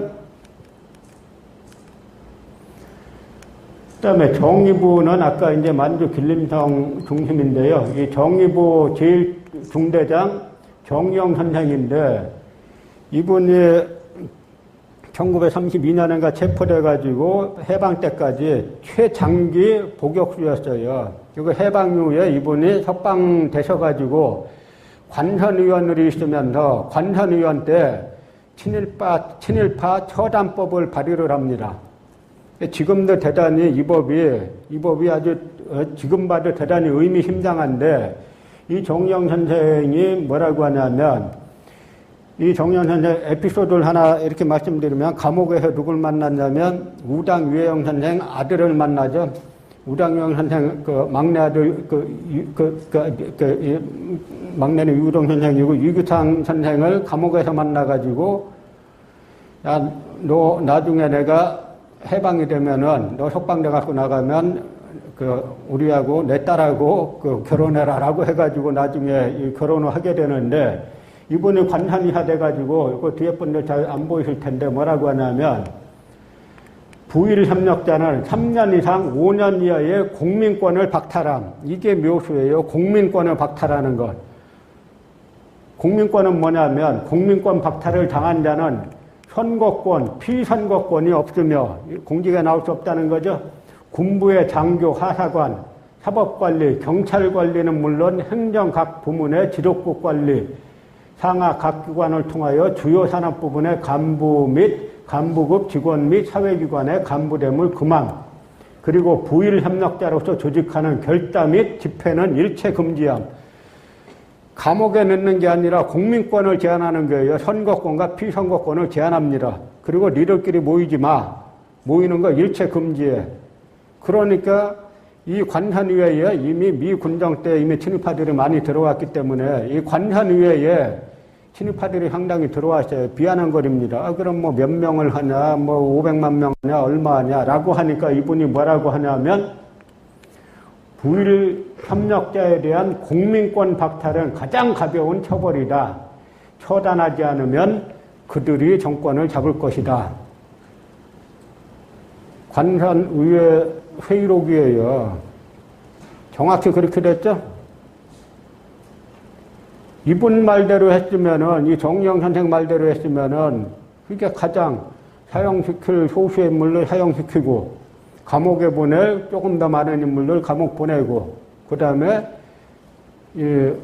동포들 재산 뺏은 거 재산 몰수하고, 나머지 대다수 친일파는 선거권과 피선거권을 제한하고 공무원 되지 못하게 하고, 여기도 하사관까지 못하게 된다 그랬죠. 일반 병원 괜찮다 이거예요. 일반 병원 위에서 명령 내리면 쏘니까, 하사관까지는 자기네가 그 명령하는 자리 아닙니까? 이분이 이제 정의부, 그래서 국내 진공작전 펼쳐가지고 일본군 헌병대를 타격했던 분이고요.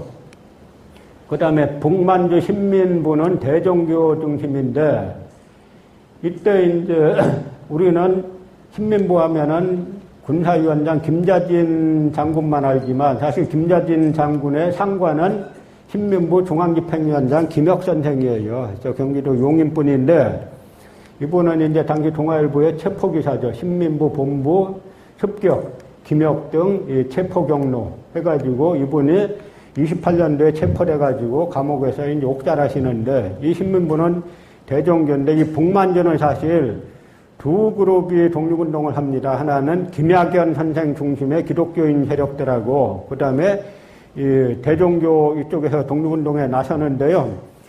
이 대종교에서는 무원 김교헌, 홍합 나철 선생이 대종교를 창시하시는데 이 대종교는 우리가 생각하는 교자가 붙었다 그래서 그런 종교가 아니에요. 그냥 우리가 여러분들 조상에게 제사 모시듯이 우리 민족의 선조를 섬기는 그러한 그 모임이지 종교라는 건 뭡니까? 내세관이 있어야 되는 거죠. 지금 내가 교리 잘 따르면은 나중에 죽어서 천국에 간다. 이게 있어야 종교인데 내세관이 있는 그런 시스템이 아니니까 단지 우리 초기 독립운동은 다들 대종교에서 많이 주도했는데 대종교와 예수교 같이 다 믿었어요. 근데 이 무원 김교헌 선생은 뭘 했냐면 규장각 부재학을 여기만 당대 최고의 선비예요. 영의정이나 판서는 좀 정치력 있고 학문 어느 정도만 있으면 할 수 있습니다. 그러나 규장각 재학 부재학은 학문이 있어야 하는 자리예요. 그래서 그런 말이 있습니다. 이 재학 한 명하고 삼정성 안 바꾼다 그런 말이 있어요.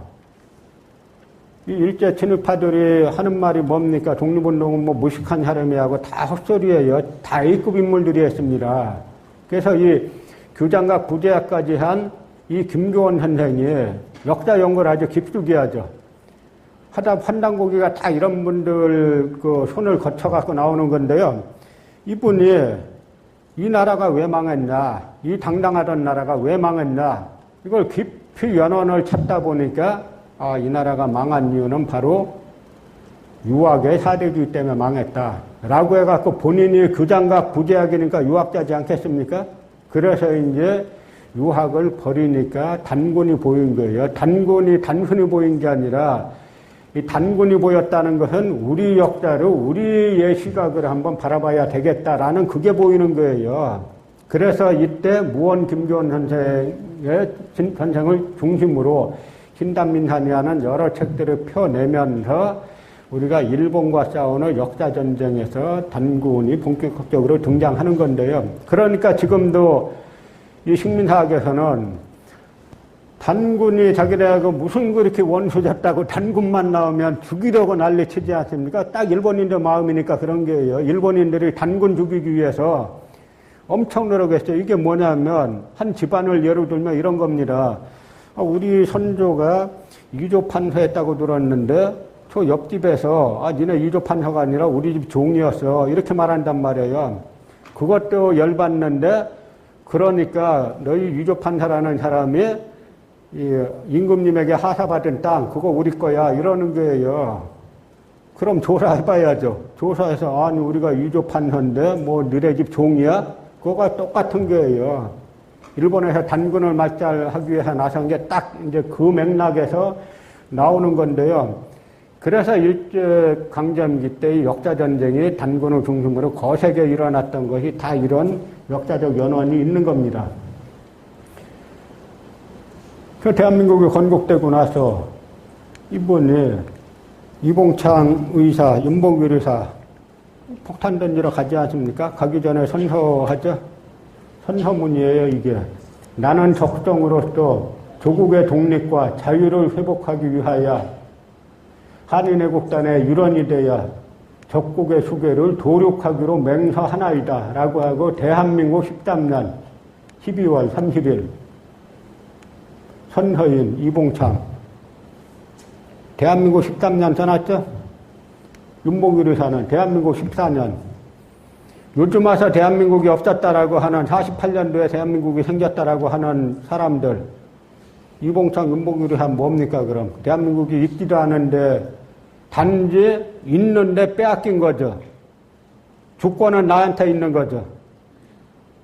없는 걸 갖다 헛개비 지키기 위해서 나와가지고 이분들이 가서 목숨 바쳤단 말씀입니까?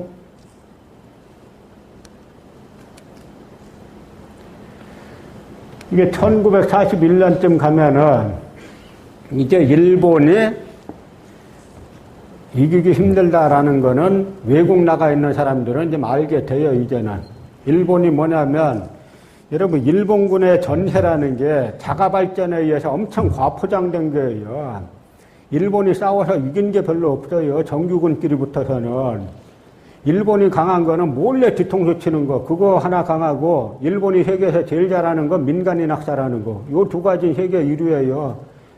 일본은 항상 뒤통수 쳤지 정규군하고 싸워서 이긴 적이 없어요. 그 한 예가 뭐냐면, 만주사변은 관동군 일부가 일으켰죠. 이 당시 메이지 헌법의 문제가 뭐냐면, 메이지 헌법에서 뭐라고 했냐면, 천황이 일본군을 이제 총괄한다. 그것까지는 좋은데, 그 다음에 이 일본군의 이 편제, 숫자와 편제까지를 천황이 결정한다. 이렇게 놨어요.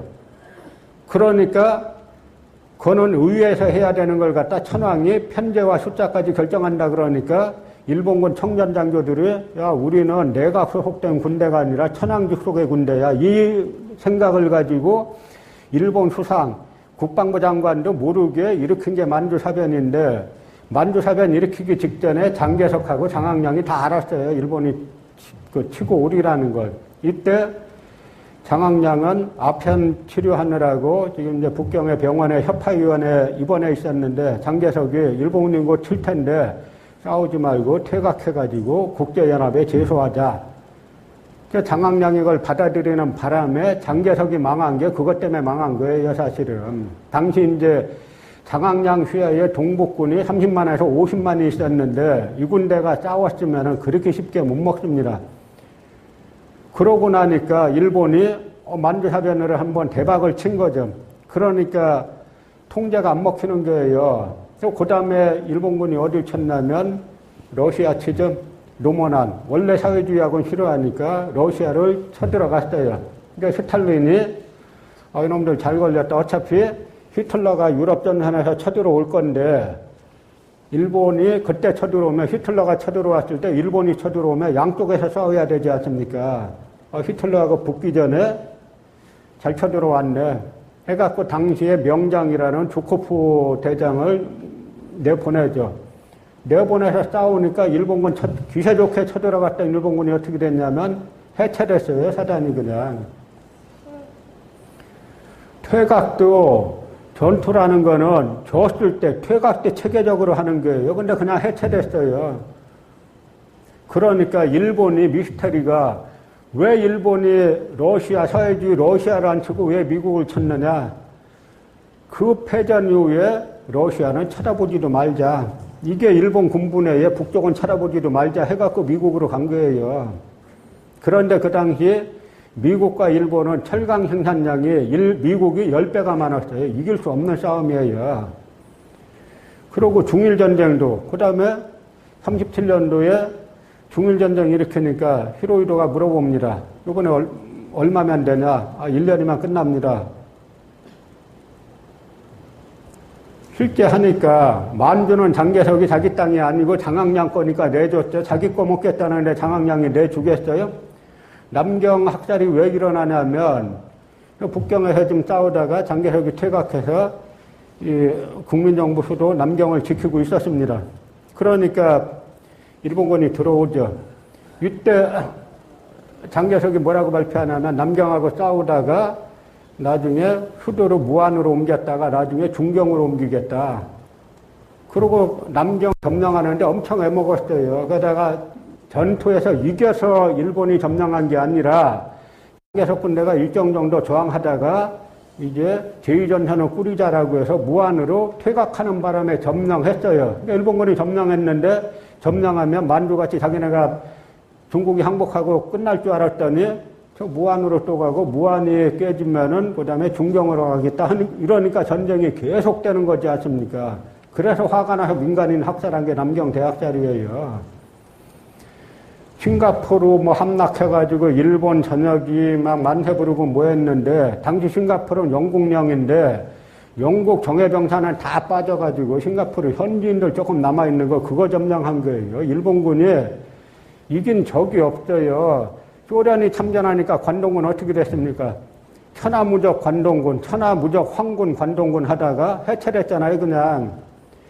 이 관동군 이놈들이 조금만 한 달만 더 버텼으면 우리나라 분단이 안 됐어요. 누가 또 얘기하기를 관동군이 일부러 한국을 분단시키기 위해서 일부러 이렇게 한 거다란 말도 누가 하긴 합니다만 그 뭐 자세한 내막은 알 수 없는데 일본군 전혀 쌈자라는 부대 아니에요.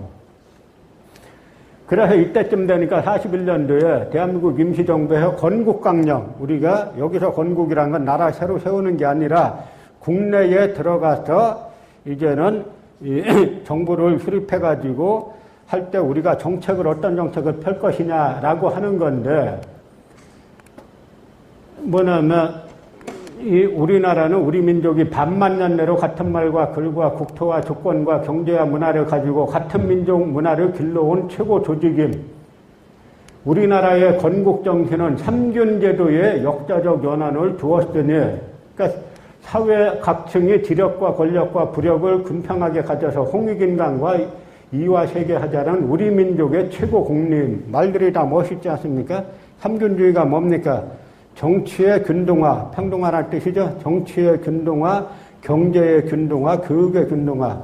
현재 우리 사회 시끄러운 게 이게 안 돼서 그렇죠. 그 다음에 뭡니까? 우리나라 토지제도는 국유제에 유법을 두었으니 토지제도를 국유로 확정할 것임. 토지제도는 국유제라는 게요. 임시정부 건국 강령이. 물론 전체 다 국유라는 이야기가 아닙니다. 대규모 토지는 국유하고 개인의 작은 사유는 허용한다는 뜻인데요. 그 다음에 순국선열은 우리 민족에게 동심복국할 것을 하였으니 우리 민족의 남녀노소가 영원히 잊지 않을 것임. 임시정부는 이 항에 근거하여 혁명적 삼균 제도로서 최고국리인 정치, 경제, 교육의 균등과 독립, 민주, 균치의 삼정 방식을 동시에 실시할 것임. 독립, 민주, 균치. 이게 임시정부에서 우리가 일본이 곧 망할 건데 우리가 나라에 되돌아가면 이렇게 나라를 국민들과 함께 다스리겠다라고 선언한 거고요. 그래서 이거는 일본이 망하고 난 다음에 1945년 8월 28일 중경에서 한국독립당, 임시정부의 여당이죠. 임시정부의 여당인 한국독립당에서 경제정책을 펼치는데 계획경제제도를 확립하여서 균등사회의 복지생활을 보장할 것. 두 번째가 토지는 국유로 원칙으로 하되 토지사용법, 지가세법 등의 법률을 규정하여 한기 실시할 것.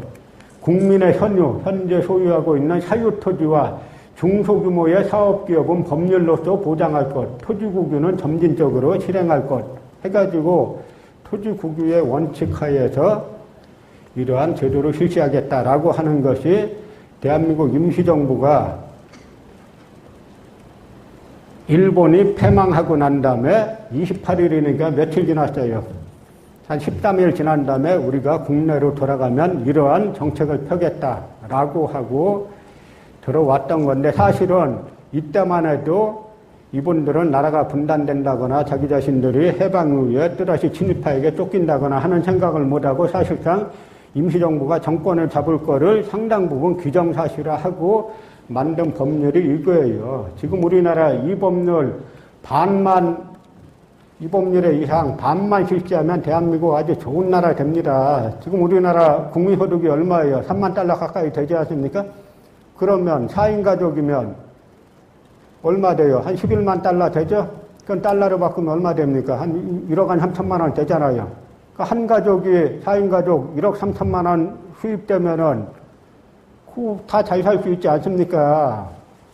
그러니까 이분들이 그 당시에도 우리 가난하고 뭐하고 했던 것이 소수의 친일파는 잘 살고 대다수 백성들은 가난하고 이걸 갖다가 획기적으로 바꿀 수 있는 그런 말하자면 혁명 집권 공약을 만들어가지고 국내에 들어오려고 하셨던 건데, 불행하게도 우리가 이제 해방 이후에 그 친일 청산에 실패하고 친일파들이 역으로 이 독립운동가들을 청산하는 그런 잘못된 궤적을 걸어왔지만, 지금이라도 이제는 우리가 이분들이 시행해왔던 이 정책을 계승할 생각을 해야 됩니다. 이분들이 말하자면 한국 독립당, 다 우파 민족주의 정당들이에요. 이분들이 한국 보수의 정화입니다.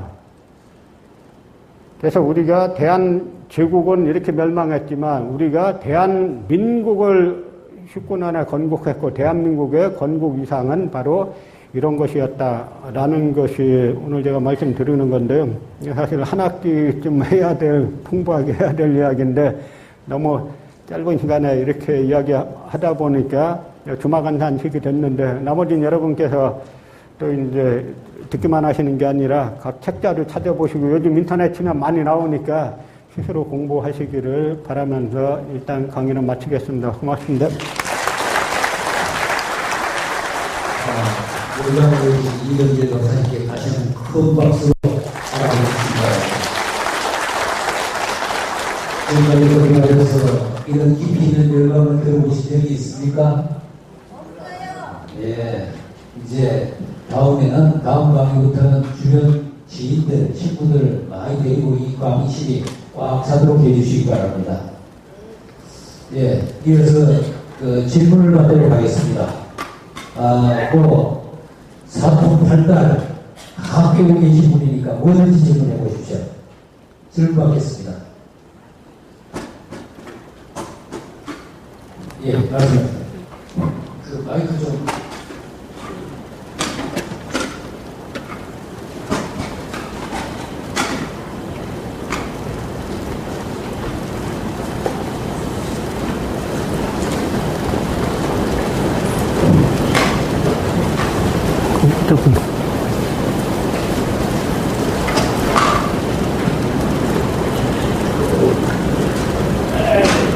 네, 안녕하십니까.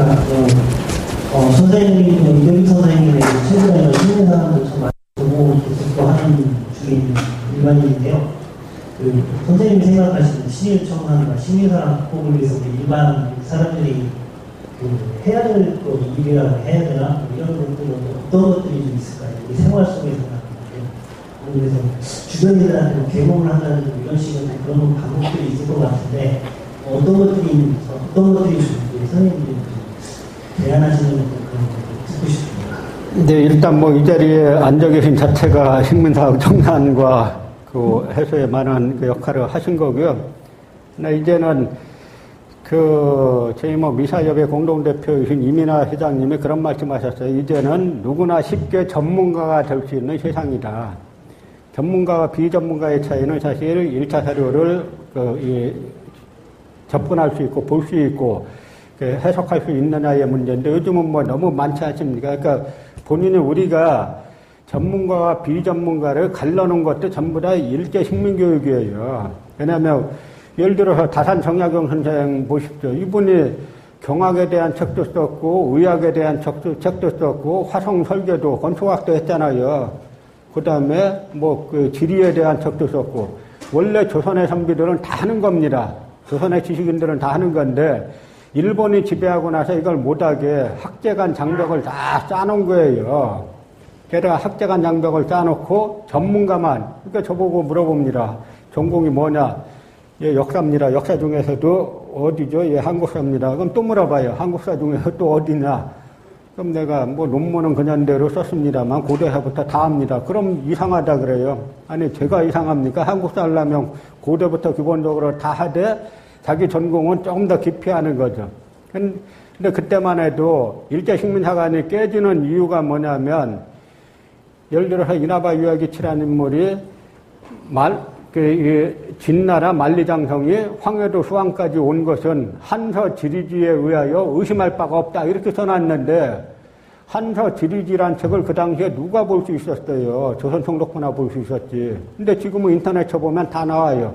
다 거짓말이에요. 그러니까 지금은 조금만 여기가 열의를 갖고 공부하시면 되고, 이제 그런 역사 공부를 조금 더 하시고 싶으면은 저희 이제 한계남 역사문화연구소에서는 1년에 2차례 매주 이제 목요일 저녁 때 이 전문 강좌하는 게 있어요. 그런데 이렇게 수강하셔가지고 스스로 이제 공부하시길 바라고, 지금 우리가 OECD 국가 중에 노벨상 한 명 안 나오는 딱 유일한 국가잖아요. 김대중 대통령 다시 노벨 평화상 빼고. 왜냐하면 바로 그것 때문에 그래요. 첫째 이유는 역사관이 잘못됐으니까. 자기가 공학을 하든 뭘 하든 내가 이 공부를 왜 해야 되느냐는 역사에서 가르쳐 줘야 되는 겁니다. 도산 안창호 선생이 쿠바 가서 뭐라 그럽니까? 남미 가가지고 교포들에게, 동포들에게 여러분이 이거 귤하나 정성껏 따는 이 자체가 애국하는 거다. 그렇지 않습니까? 그래서 그분들이 이거 따가지고 번 돈을 갖다가 애국 성금으로 내는 거잖아요. 그러한 식의 자기 자신이 공부하는 자체가 애국이란 걸 갖다가 애국의 길이란 걸 역사에 해줘야 되는데, 우리나라는 뭐 역사하는 사람들이 다 일본 관점으로 바라보는 사람들이 많으니까 그게 안 되죠. 그러다 보니까 거기다 또 학제간 장벽을 쳐놓으니까 노벨상에 접근을 못하는 거예요. 그래서 이제는 이 일제 식민지배 시스템 가지고는 교육도 많은 한계에다 봉착한 거고, 이제는 이걸 근본적으로, 이제 해방 71년 지났는데요. 이걸 근본적으로 한번 대한민국이랑 국호만 빼놓고 근본적인 시스템 개혁을 한번 할 때가 왔다라고 생각합니다. 또 네. 다른 분은? 예, 또 다른 분 질의하십니까? 저기 있습니다. 질의하실 분 앞에 없으십니까?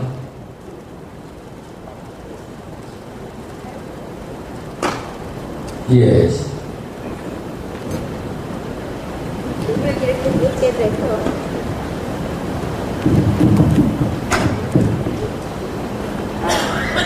들려요? 네. 오늘 이렇게 뵙게 돼서 감사합니다. 네, 고맙습니다. 저는 해방도이고 네.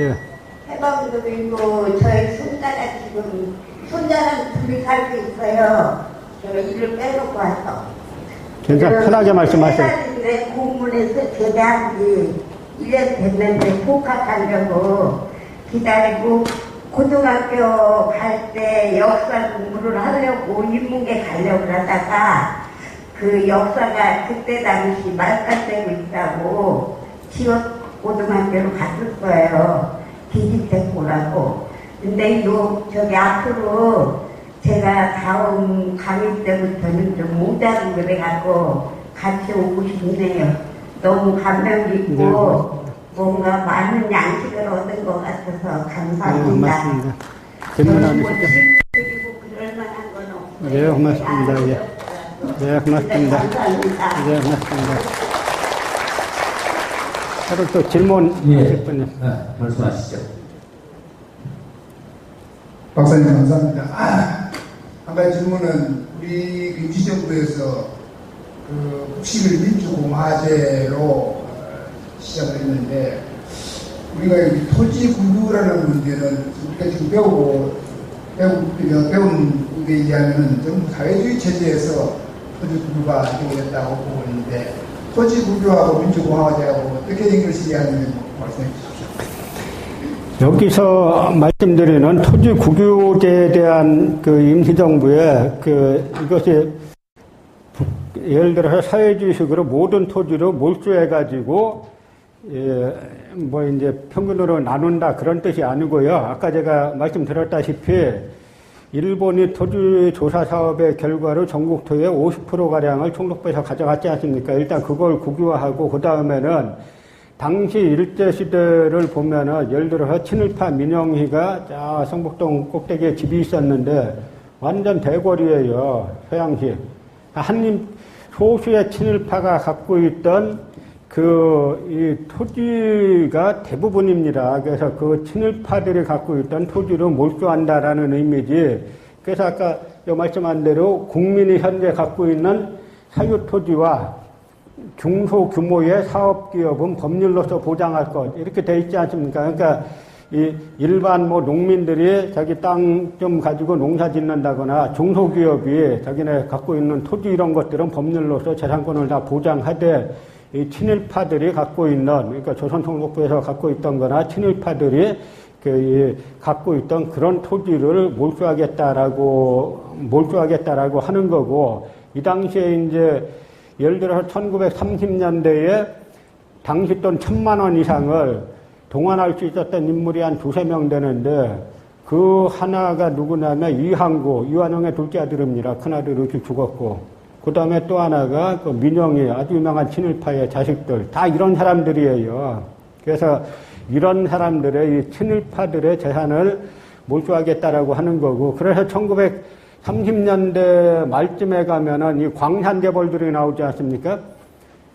그 광산 탄광해가지고 이 금 해가지고 돈 번 사람들, 이분들은 민중들이 좋아했어요. 왜냐하면 이분들은 그 당시 저 충무로에 가면은 당시 요즘 총독부 토주조야 뭐 그런 쪽이 있었는데 거기에서 그래서 지금도 충무로에 지도 파는 데들이 있잖아요. 그때부터 시작된 건데, 이분들은 자하나하고 뭐 가지고 다니면서 자기 발로 뛰어가지고 돈 벌었기 때문에 좋아했는데, 그 외에는 대부분 일제에 복무해가지고 번 돈이기 때문에 그걸 뺏는다라는 그런 의미입니다. 우리가 갖고 있던 전 토지를 갖다가 몰수한다는 게 아니고요.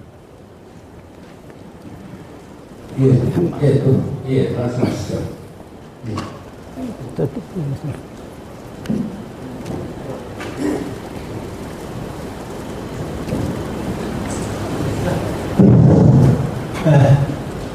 이때까지 강의하시느라고 수고가 많았습니다. 당시 고종황제께서 독일을 상대해서 독일은행에 100만 원이라는 거금을 입금을 했다는데, 그게 흐지부지 맞다는 말을 들었어요. 그런데 그걸 나중에 또 어떤 데서 들었는데, 독일이 말하기를 한국은 조선은 망하니까 일본 너희도 같이 넘어갔자, 그래서 50만 원씩 넘어가졌다는 말을 내가 들은 적이 있는데, 그게 사실이죠. 또 사실이라고 그것을 어떻게 처리를 했으면 좋겠는지 그 말씀을 해주시면 감사하겠습니다. 뭘 질문하신 거니? 글쎄, 너도 그런 얘기 들어본 적 없나? 고종뭐인가? 글쎄, 100만 원을, 예? 100만 원을 예금을 뭐 해놨는데. 네, 그 헐버트 얘기구나. 그렇죠. 고종 황제 비자금 그쪽 얘기들은 많이 있고, 그게 헐버트란 이분이 이렇게 해서 상해에다가 맡겼다가 그게 이렇게 이제 복잡한 과정에 그게 있는데요. 사실 이제 실제로 어떤 그 항아리에다가 금괴로 해가지고 넣어놨다 해가지고 실제 그 집을 파본 적도 있고 여러 이제 에피소드들이 있죠. 근데 이제 헐버트에게 맡겨놨다라는 건 상당히 이제 신빙성이 있고, 그분은 확실히 그걸 믿고 있었고, 그래서 이제 해방 직후에 그걸 다시 찾으러 왔다가 여기에서 갑자기 돌아가셨죠, 그분이. 근데 이제 그것도 몇몇 이제 개인들이 지금까지 찾아다녔고, 본격적으로 막 이제 해본 적은 없기 때문에 그것도 조금 더 조사해봐야 조금 더 답이 나오지 않을까 생각합니다. 그만했죠.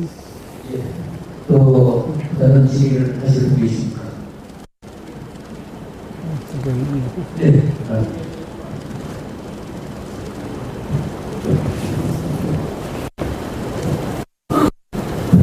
잘했습니다. 지금 우리나라 역사학계의 소위 강단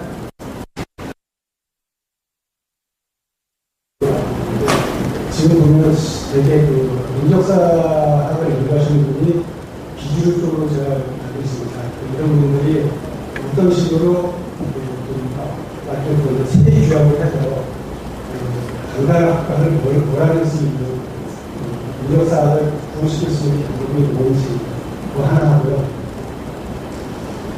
또 지난주에 이동찬 전 원장님께서 잠깐 말씀하셨는데, 우리나라에 일본 자본을 받은 친일학자들이 많다.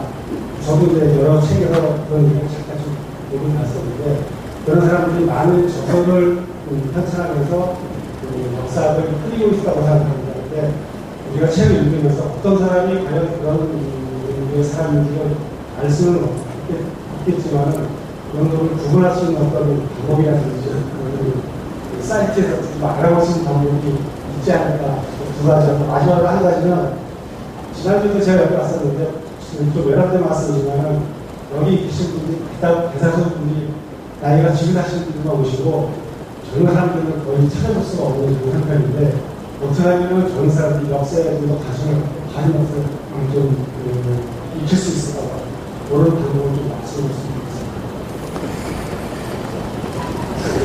첫 번째 민족사학 진흥 문제는 여러 가지 방법을 써야 되리라고 생각합니다. 일단 저희 같은 사람들이 학문적 소스는 생산해야 되고요. 학문적 기초는 저희가 생산해야 되는데 워낙 지형이 안 좋기 때문에 이 지형은 그냥 민간 자율에만 맡겨서 앞으로 계속 어렵게 되고, 그래서 내년도에 대선이 있는데 내년 대선 때 이 구체적으로 역사 문제에 관해서 대선 후보들 제가 볼 때는 이 역사관 검증하는 토론회 같은 걸 개최해가지고 그 역사를 바로잡을 수 있는 의지와 방안을 가지고 있는 이런 후보를 우리가 선정해서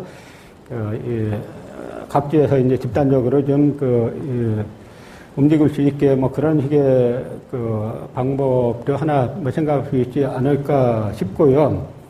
그다음에 일본 자금은 많이 들어와 있죠. 여러분이 상상을 초월하는 만큼 사실 들어와 있다고 보셔도 틀린 말 아닌데요. 그래서 이제 독도 문제 같은 경우, 독도 문제 글 쓰는 사람들 보면 저희 같은 경우는 글 보면 다 알 수 있어요. 어떻게 쓰냐면 독도는 한국 거다 한마디 써놓고 그다음에 자 그럼 우리가 독도가 일본 거라고 주장하는 일본인들의 주장을 알아봅시다라고 해서 1, 2, 3, 4, 5, 6, 7, 8 써놔서 읽으면 독도는 일본 거네. 다 이렇게 쓰는 거예요. 그게 아주 상당히 광범위하게 퍼져 있고, 그래서 얼마 전에 일본의 사사카와 재단이라고 있는데 그게 지금 일본 재단이에요. 자펜 파운데이션. 그게 이제 일본 고급화 A급 전범 출신인 사사카가 만든 자금인데 그 자금이 한 10여 년 전에 국내에 300억 정도가 뿌려졌는데 인문사회계에 300억 정도가 뿌려진 게 우연히 이제 발각이 됐는데 빙산의 일각이죠. 그게 이제 모 사립대가 100억 가져가고 모 사립대가 50억 가져가고 150억도 그런 식으로 이제 다 해서 미국하고 일본하고는 다른 게 미국은 연구 주제 내가지고 하면은 그냥 이렇게 그건 스케일이 커요, 미국은. 그래서 처음에 줄대 심사는 이렇게 해도 나중에는 안 하는데 일본은 그렇지가 않은 나라입니다. 정확히 이제 이 꼬리표가 달려있죠. 그래서 그 꼬리표 달린 돈 받은 사람들이 상당히 있는데 우리나라는 이거야말로 북한에 나라를 넘기는 거나 일본에 넘기는 거나 이게 대한민국 정체성, 대한민국 자체가 없어지는 건 마찬가지면은 일본에 나라 넘기려고 하는 이것도 처벌해야 되는데 우리는 그건 처벌 안 하고 있죠. 오히려 거꾸로 가는 이제 상황인데 이제 그런 현상들을 조금만 관심 가지고 찾아보시면은 이게 다 알 수 있는 부분이고 세 번째가 뭐였죠? 예? 젊은 사람들이요? 원래 이 수요일이 날짜가 좀 안 좋은 것 같아 보니까 다음부터는 그래서 저희 회장님하고 다음부터 수요일 날 하지 말고 아마 해보니까 수요일이 아니면은 거의 꽉 찼을 거라고 생각하는데 다음번에 날짜를 좀 잘 조정해가지고 젊은 사람들도 제가 어디 딴 강연 가면 젊은 사람들도 많이 오는데 근데 이게 지금 날짜가 수요일에 젊은 사람들이 모이기에 아주 안 좋은 것 같고 그런 게 있어서 요번에 처음 해보는 거니까 처음 해봐서 이 정도면 저희 성공이라고 생각하는데 내년도엔 또 많은 상의하고 여러분도 많이 도와주시고 해가지고 이 젊은 새내기들이 꽉 살 수 있도록 노력하겠습니다. 네, 고맙습니다. 제가 서해였지만은 이 강의를 주최를 하고 있는 광복회 서울시 지부장이기 때문에 주최자로서 한마디 하겠습니다. 여러분들이 많이 염려를 하시는데 이제 정말 시민사학과 맞설 수 있는 세력들이 만만치 않게 형성되고 있습니다. 지금 우리 허성만 전 장관님께서 미래로 가는 바른 역사협의회라는 단체를 만들어서 그 단체에 소속된 저기 역사하는 단체가 134개가 됐습니다. 그러니까 많은 사람들이 알게 모르게 우리의 다른 역사에 대한 관심을 그만큼 많이 가지고 있다는 감정입니다. 그래서 제가 생각하기에는 제 개인적인 설명을 말씀드린다면 앞으로는 우리 다른 역사를 전 국민들에게 알리기 위해서 다양한 방법으로 접근을 해야 될 것 같습니다. 이제 역사 콘서트로 해가지고 전국 대학교를 돌아가면서 역사 오르와 같은 이런 역사 콘서트를 한다든지, 그 다음에 대학교에 다른 역사 동아리를 만들어 나간다든지, 그 다음에 여러 이제 IT 매체를 통해서 이런 다른 역사에 대해서 많은 것을 이렇게 공부를 한다든지 아주 다양한 방법을 앞으로 강구를 해야 될 것 같습니다. 그런데 그러기 위해서는 돈도 필요하고 조직도 필요합니다. 그러니까 그런 것을 앞으로 서서히 앞으로 나갈 수 있는 방법을 우리 정부가 같이 고민하고 연구해 나가야 될 거라고 생각합니다. 다음 또 질문 있으면 또 말씀해 주시죠. 근데 정리하죠. 예, 질문이 없으시면 이것으로 오늘 강의를 끝내겠습니다. 지금까지 열강을 해주신 우리 이동일 박사님께 다시 한번 큰 박수로 고맙습니다. 감사합니다. 다음 주에는요, 다음 주에는 다음 주에도 수요일에 연세대 이준식 교수님께서 임시정부의 정치, 경제정책과 식민지 근대화론에 대한 비판이라는 제목으로 강의